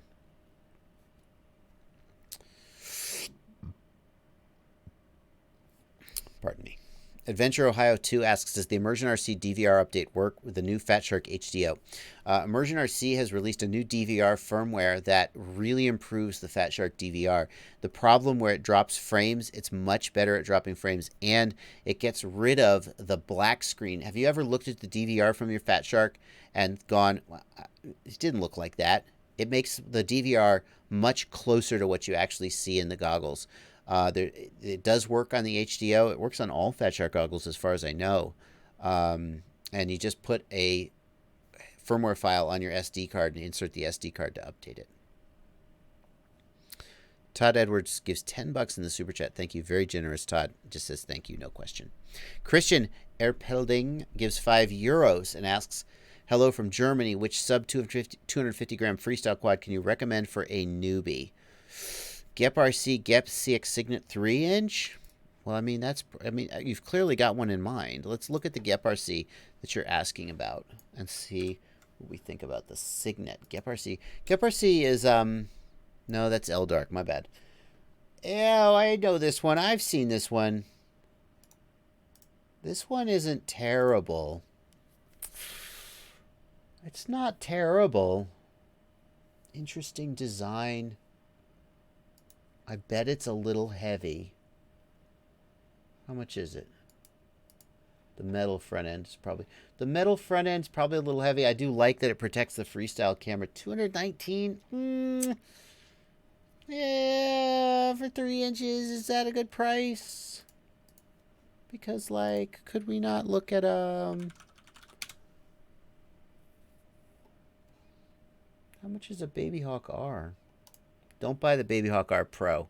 It has problems. Maybe they fixed them, but Baby Hawk R bind and fly, $134. Now that's not a 3-inch, is it? No. What's a 3-inch? I guess there aren't as many 3-inch ready to flies. What about Diatone? What about the Diatone GT349? Now this one, yeah, no, this is the one. Christian, oh, but it's got to be under 250 grams. Is this under? I bet this is under 250 grams, though. Oh, is it? It doesn't say. If this guy's under 250 grams, I think this is the one I would recommend. I haven't flown it, but so many people have said to me, OMG, it's so good. And it's $140. Diatone is a pretty reputable manufacturer. GepRC, the thing is about GepRC is that they're kind of like a more budget manufacturer. They don't seem to, I don't feel like they have as much of a presence and a reputation behind their products. Whereas Diatone is like, they're all over Facebook. Carl, the owner of Diatone, he's all over Facebook. They provide pretty good after-sales support. And the Diatone is way cheaper than this. $219 for this 3-inch. I feel like you'd be doing way better with a Diatone. 139 grams, says Joseph Dawson. Okay, that's it then. Yeah, Christian, I would say the Diatone GT349 would be my recommendation for a 3-inch under 250 grams. I'm not sure how you get to $219 for the GepRC. I'm not sure, like, what is it got that gets from $140 for the Diatone to $219 for the GepRC. I don't know how it could possibly be that much more expensive. And given that Diatone is a way more reputable brand overall than GepRC, nothing against GepRC, it's just Diatone is pretty solid. Not that Diatone hasn't ever had missteps. Not every Diatone quad is perfect, but overall Diatone as a company is a pretty good job. So that's what I would say. Oh, Jack Squatch points out that good point. Thank you, Jack. The GepRC has the Split Mini HD, so it's the HD version. The Diatone doesn't have HD footage. If you're looking for HD footage, that's a good point. Yep. Diatone 3. So the Diatone 349 HD is $200. Okay, great. Thank you, chat. I was going to miss that. The Diatone 349 HD with the Caddx Turtle is $200. Okay, so that, but I would still take this one. I'd still take the Diatone over the GepRC, just because so many people have told me, they've just told me such good things about the Diatone. They're like, oh my God, it's so good. Basically what happens is when there's a good product out there, people say, oh my God, you have to review this. It's so good. When are you going to review it? And then eventually I'm just like, well, this is clearly a good product. And then maybe sometimes I'll review it, but that's how I know that this one is probably pretty good. Yeah. Vicious Vice wants to know if the Bandolero is a good first quad for a beginner. Vicious Vice, the Bandolero, in case anybody doesn't know, is Jeff Orta Vortex's new frame. It is an absolute beast in terms of durability. Jeff showed it to me when I was last in Orlando. It is thick. It is durable. It is the kind of quad that a Bando Slayer from Detroit would build. And you might ask yourself, wasn't Drew also a Bando Slayer from Detroit? Why isn't his frame like that? I don't know. Drew can somehow, his motors will be all grumbly and janky. His quad will have 7 broken standoffs and 3 broken arms, and he'll somehow put it back up in the air and make magic. Drew doesn't have to build an ultra, not that his frame isn't durable, but somehow he manages to get good footage out of a broken frame. So Jeff doesn't have the magic touch that Drew does, I suppose. I don't know how Drew does it. So his frame is super durable. Would it be good for a beginner? Probably, yeah. The durability is good for a beginner. It's got it's heavy.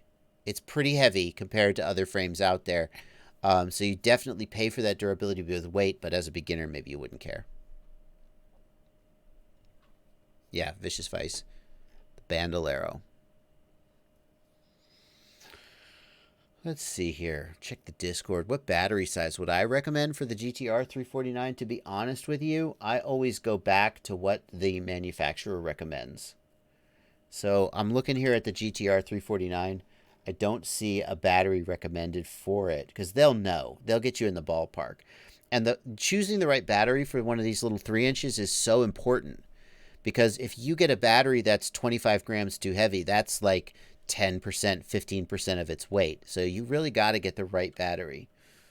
I don't see a recommended battery here, so let's do this. Let's just search and see what we can come up with. So here we go, dronenodes.com.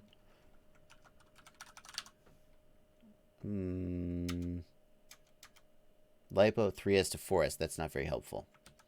Okay. Sometimes if you look at a store, you'll find suggested products, and you can find the battery that goes with it. Nope. This is what I would do. Just looking for the battery. Let's see if battery strap. I'm not finding it. Owner's thread. Should we look on the owner's thread? Well, I'm not gonna take you through the whole process. Just take 10 minutes here looking for it. But that's the kind of stuff I would look for. Snapback FPV is saying a 4S 650 or 850 milliamp hour is perfect. Yeah, 850 4S. Andy RC in the chat. Hello, Andy RC. Kyle Strait says, I'm a little confused about BL Heli. What is it? Can I use it with Betaflight? Kyle Strait, BL Heli is the firmware that your ESCs run. So Betaflight is the firmware that your flight controller runs. The flight controller talks to the ESCs make the motors spin. The ESCs are running their own firmware so that they could make the motors spin. BL Heli is used with Betaflight. You would typically have a BL Heli ESC and a Betaflight flight controller working together. T. Jenga says, do you have any quads you regularly fly with GPS? The Holybro Copus that I had a long time, I haven't actually flown it recently, but the Holybro Copus I had GPS on it. I haven't put GPS on my perfect freestyle build, in large part because there wasn't on the Chameleon a great place to put it. I ran out of room. If I had a 3D printer, I could 3D print something to hold it, but I didn't. So the answer to that is, as of today, no. So,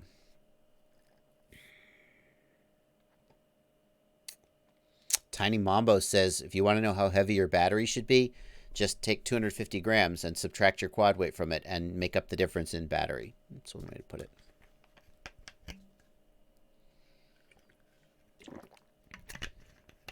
Kawasaki Jomamamoto. I hope I got that right, Kawasaki says. I noticed a lot of videos lately. People are taking their quads a lot further than I feel comfortable with. What are they using for video transmitters and control? Kawasaki, you can go pretty far on 2.4 gig, but in clear space, I've gone 2 kilometers on 2.4 gig without, I was getting low RSSI warnings. Don't get me wrong. But the problem is that you don't have the confidence at that range. You're always scared you're going to fail safe, and you don't want to push it. The way to get confidence in your control link is to go with a system like Crossfire or FreeSky R9. These long-range 900 megahertz systems, they can easily go 5-10 kilometers just without even thinking about it. And with specialized antennas, they can go 30 or 40 kilometers, maybe more. I don't know what the current record is for Crossfire or R9. But if you're flying in the typical distance of an FPV pilot of, say, 2 kilometers or less, an R9 or Crossfire system will just be at 99% RSSI and never drop. So you never even have to think about fail-safing as long as you're confident that your equipment is set up correctly, like you don't have a broken antenna or something. You can fly behind a concrete building. You can fly behind a hill.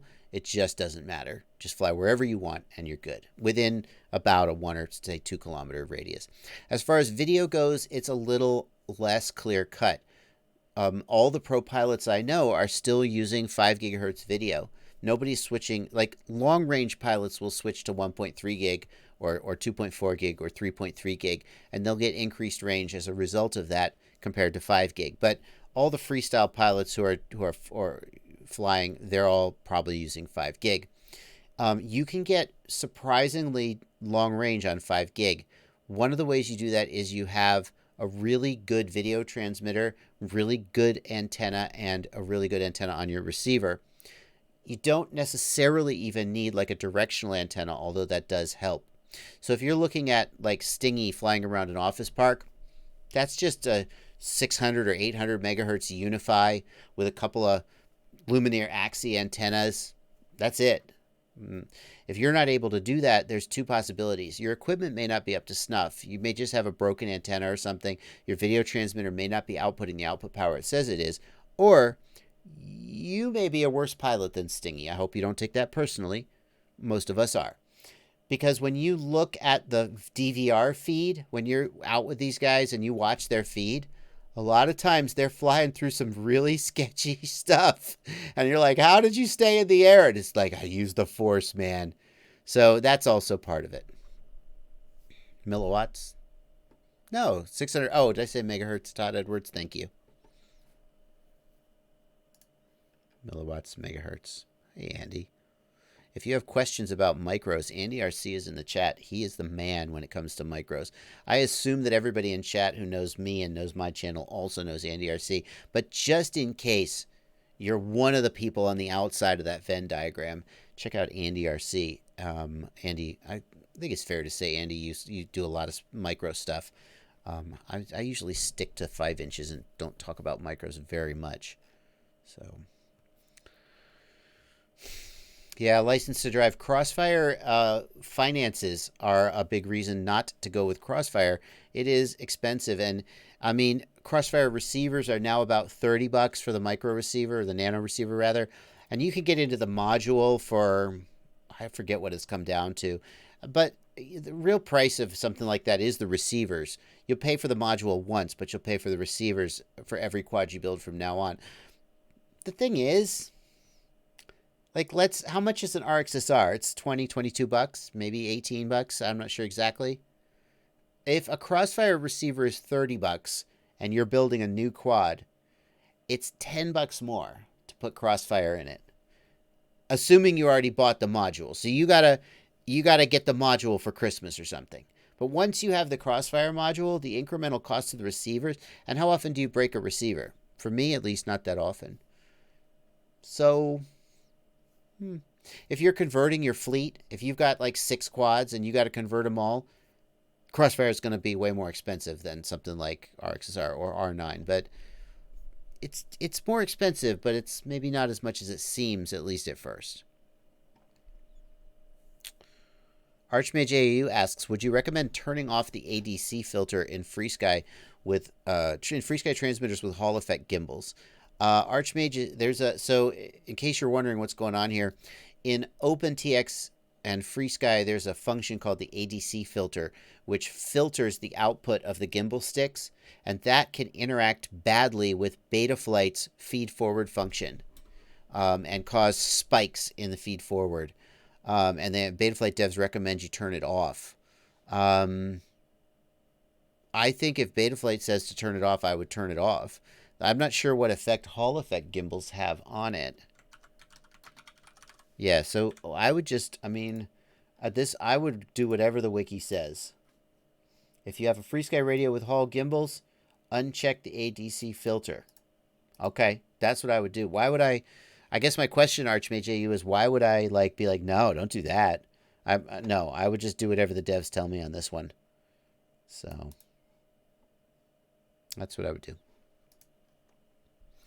Technobabbler, I see your question about banana plugs. Technobabbler wants to know what banana plugs I recommend. If you go to fpvknowitall.com, no, not the shopping list. This one is in the best 12-volt power supply parts list. I believe the banana plugs I use, yes. These are the banana plugs I used for my power supply. Technobabbler, there you go. Alrighty. Let's see here. We're caught up on the super chat. That's good. We're caught up on the live on the Discord. Hosco says I got an R9M and 3 R9 receivers for less than the price of a Crossfire module. That's hard to argue with, isn't it? John Buckley wants to know, what's your opinion on future mandatory licenses for recreational pilots? Is it going to stop people from flying or cause issues from people who don't realize it's required? That's tough, John. What it all comes down to me, is enforcement.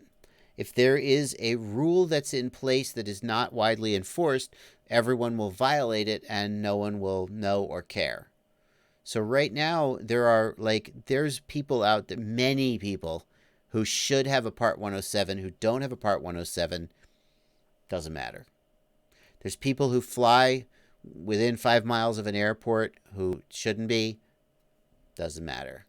It only matters when enforcement starts coming down. And the problem is that they'll pass these regulations and there's no enforcement.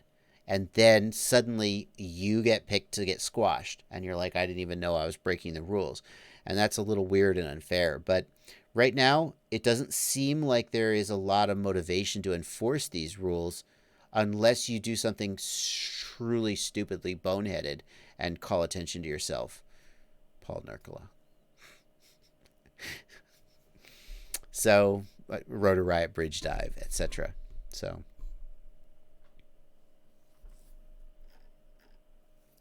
let's see here. Andy RC, the GEP RC doesn't have enough UARTs for Crossfire. You don't have to use S-Bus, guys. If you have a flight, so Crossfire usually has a TX and an RX wire, and you need both TX and RX.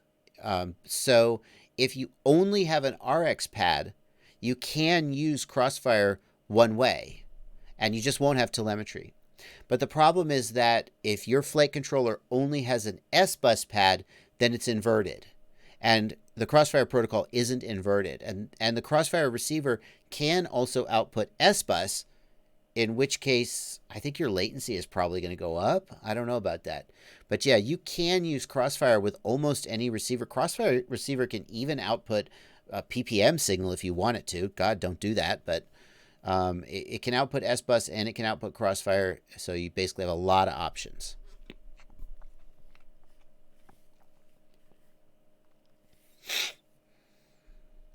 Do I have a preference? Asks Kyle Straight.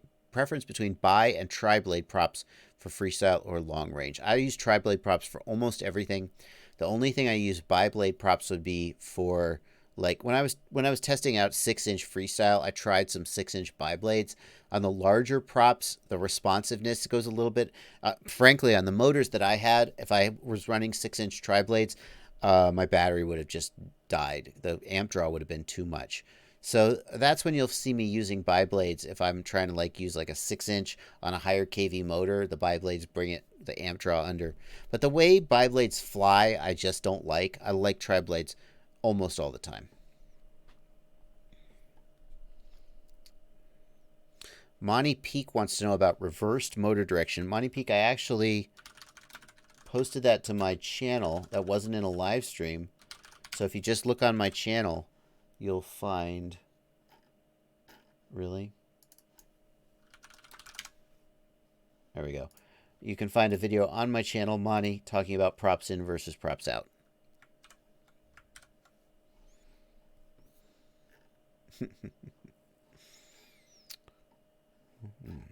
Let's see here. Toasty TG wants to know, I built 2 5-inch quads and I fly in a semi-wooded area similar to your yard, but it's so fast and uncontrollable, so I revert to my 2 to 3-inch because the speed is more manageable. Am I holding myself back by not just biting the bullet and breaking a few props or arms, or do I train smaller for cost savings? Does the handling transition? Toasty, that's a good question. I will say this.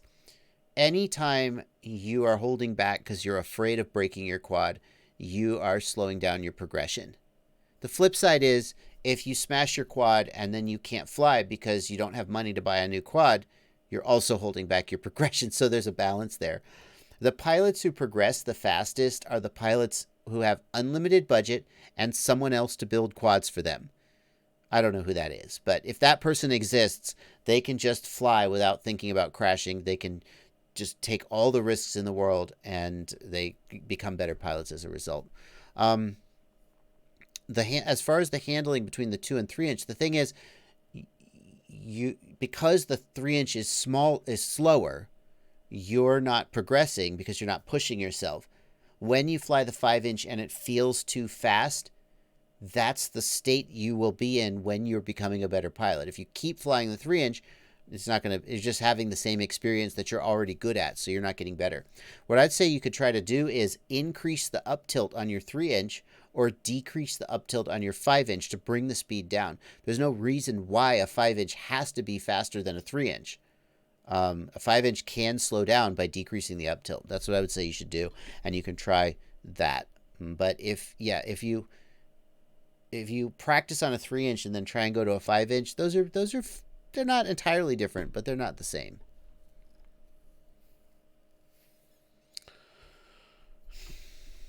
Let's see. Paradise FPV asks, did you mean Min Chen? Yes, actually, Min Chen is who I'm talking about. I said he's the one guy. Min Chen Kim is the. I was about to say he's the Korean national drone racing champion, but in fact, I think that Alex Vanover technically holds that title. You may say, how could Alex Vanover be the Korean? He's not even Korean. Well, apparently you don't have to be Korean to race on the Korean national team. And I think here's how Alex Vanover tells the story. So take it with a grain of salt, because Alex Vanover says a lot of things about how great he is that maybe, I don't know. I mean, I've never caught him in a lie. But Alex Vanover says he was racing Min Chen Kim. He was beating Min Chen Kim. And in the last heat of the race, suddenly all of Min Chan's quads didn't work anymore. And he couldn't compete. He had to drop out. So technically, Vanover never beat Min Chen in this race. But Min Chen didn't beat Vanover either, and Vanover holds the title. Anyway, yeah, Min Chen, from what I hear from people who know him, basically Min Chan's dad builds all his quads. Min Chan's dad picks up his quads after he crashes, and basically all Min Chen does is show up in the morning at the racing at the practice field and fly. He doesn't even have to swap his batteries. Just somebody plugs in a quad, sets it down, he flies, and he's one of the best pilots in the world. So there you go.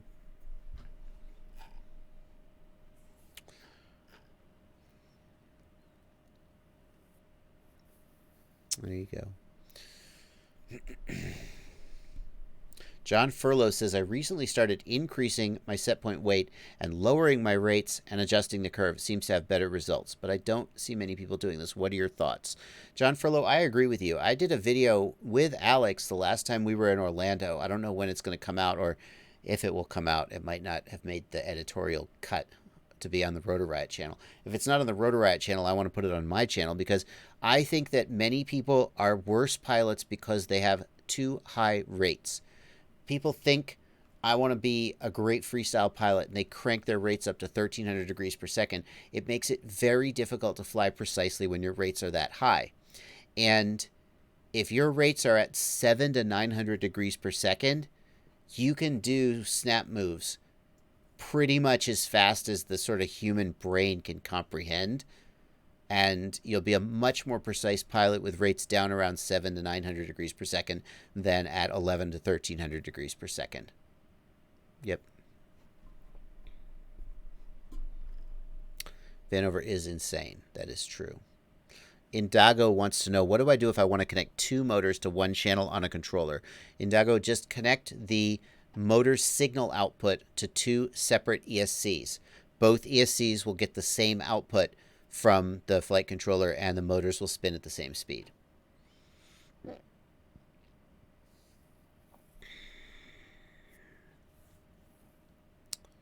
Let's see here.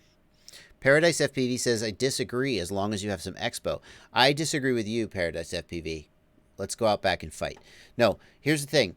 If your rates are 1,300 degrees per second, by the time you add enough expo that the center, let's say the center half of your stick is usable, as soon as you get to deflection, the quad just goes, right? You just need so much of a knee in the curve. It becomes less controllable. I really feel that you just can't add enough expo to make 1,300 degrees feel controllable. And then even if you do, so now let's say you add so much expo that from 0 to 50% or 0 to 60% is controllable, the last 40% of your stick travel is going to be just useless to you. So So I think, and the thing is, when you go full stick deflection and you're spinning 1300 degrees per second, I don't think most people actually have any control there. So I say, here's what I would say. Do a 180 roll and stop with the horizon within 5 degrees, within 10 degrees of level. Do a 360 roll and stop with the horizon within 10 degrees of level. If you can't do that, then lower your rates. Your rates are too high. You're not in control. That's what I would say.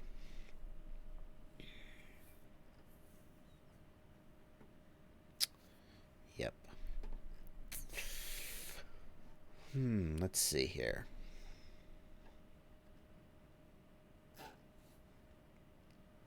Looking for the next question. This is it.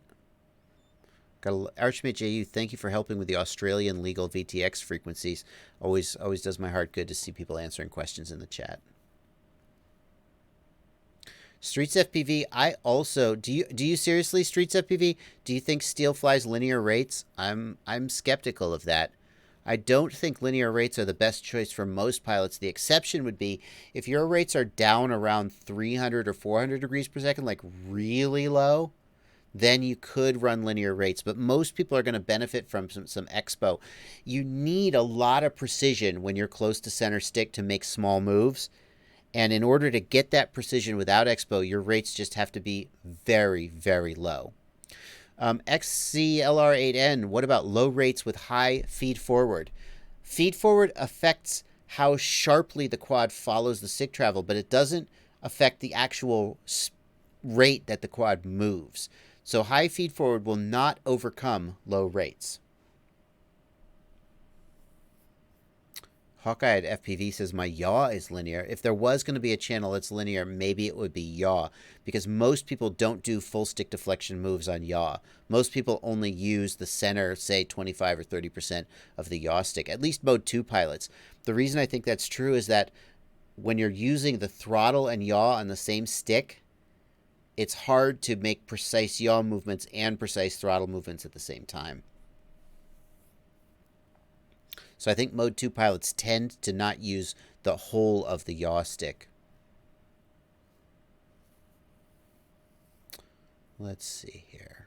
No, I don't think many pilots are flying linear. If you have more than, say, 300 or 400 degrees per second of rates and you're linear, then you're going to have to make such tiny movements in the center stick, it's just not really going to be flyable. Mr. Steele may be more linear than most, but I still feel that I'd be really surprised to learn that it was strictly linear. Don P. in the Discord asks, I have a Tramp HV question. I have an Acon F4. I'm having trouble accessing settings through the OSD. I can see Tramp when using stick inputs to access controls in Betaflight, but I can't seem to adjust any of my settings. Don P., the Tramp menu in Betaflight OSD appears whether Tramp telemetry is working or not. What you need to do, Don, is look at the top of the screen. So go into the OSD, go into Features, go into VTX TR, that's the Tramp, and you'll see the menu there, but at the top there will be a row of dashes. If you see that row of dashes at the top of the Tramp menu, that means that the flight controller is not talking to the VTX. If at the top you see a bunch of letters and numbers indicating your channel, your output power, and so forth, that means it's working. So it's very simple to get it wired up. The Tramp has the telemetry wire. That wire goes to a UART TX pad.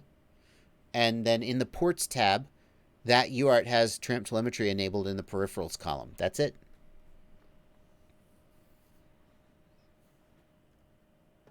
Mr. Steele's PIDs and rates.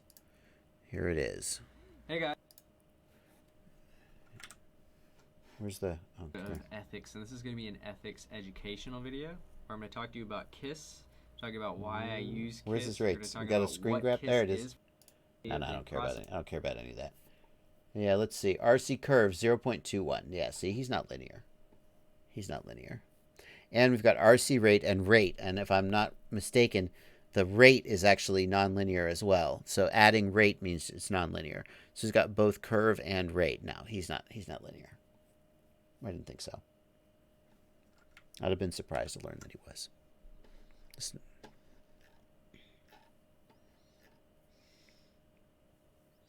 Am I going to do a video about build workbenches? I don't know, Glenn. What would be in a video about build workbenches? Beastmaster 101 asking about rates. I have a video about rates. Here we go. I'm Joshua Bardwell. Oh, look at that guy. It was back when I was using that head-worn mic. Stop doing that. It's hard to get good audio. This is my video about rates. Check this video out if you want to learn about Betaflight rates and what RC rate, S rate, and so forth is. Propsoft wants to know, do you think LEDs in line with the motor wires affect the overall performance of the voltage going to the motors? Propsoft, I think that obviously you're stripping off a tiny amount of energy to make those LEDs light up, but it's so small, I'm not sure how much difference it could possibly make in terms of your motor's overall performance. I think it's probably pretty small. Visesh Apur wants to know, how does simulator rates work in real life, since I have good rates and pitch and roll, but for y'all, would those translate into real life? Visesh, I think that the rates in a simulator translate pretty well to real life. You can play with rates in the simulator to see what kind of expo curve and so forth you like, and then translate that into Betaflight without too much trouble. PIDs, no. PIDs don't translate from the simulator to real life, but rates, not bad, not bad. Andrew Mitchell asks, do you think it's worth switching to Betaflight 4.0 yet? Is it safe? Well, Betaflight 4.02 has updated PIDs and filters that are safe for most people to use. The whole runaway smoke motors problem isn't really happening anymore. So yes, and I am really coming to like the way Betaflight... At first, I didn't like the way Betaflight 4.0 felt, but I'm really coming to like it. I'm not a hype guy. I got to tell you, I'm in the wrong line of work, because whenever something new comes out, my first impression is to complain about all the ways it's different from what I'm used to. Maybe that, in a sense, that maybe makes me a better reviewer, but I'm negative about new stuff. I just like the way I had it. Why did you change it? So when I flew 4.0 the first time, I was like, this feels weird. I don't like this at all. How can I get it back the way that I was?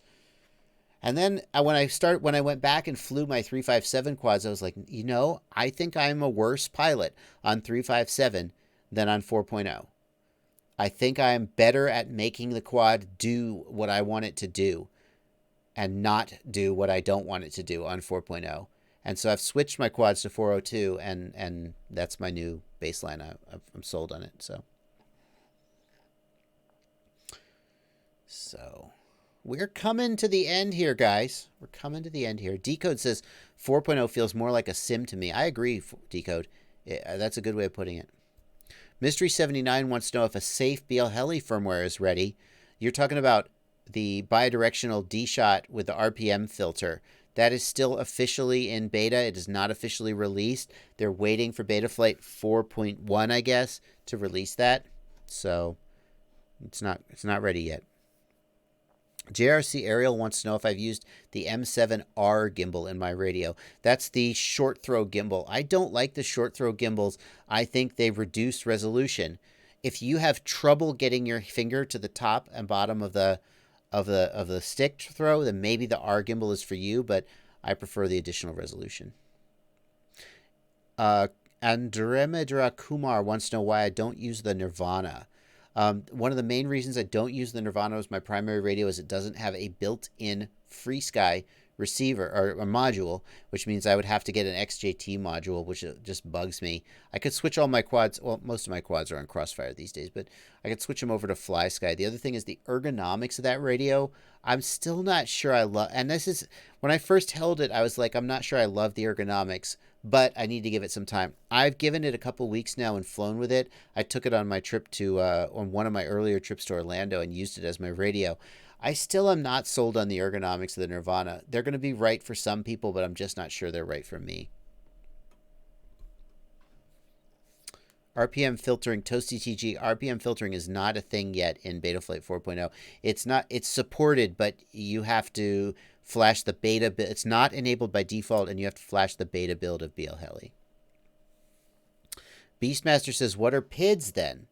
What's the difference between PIDs and rates? Here's the difference, Beastmaster. Think about a car. Think about the difference between a sports car and a semi-truck. How many turns of the wheel does it take to go from lock to lock?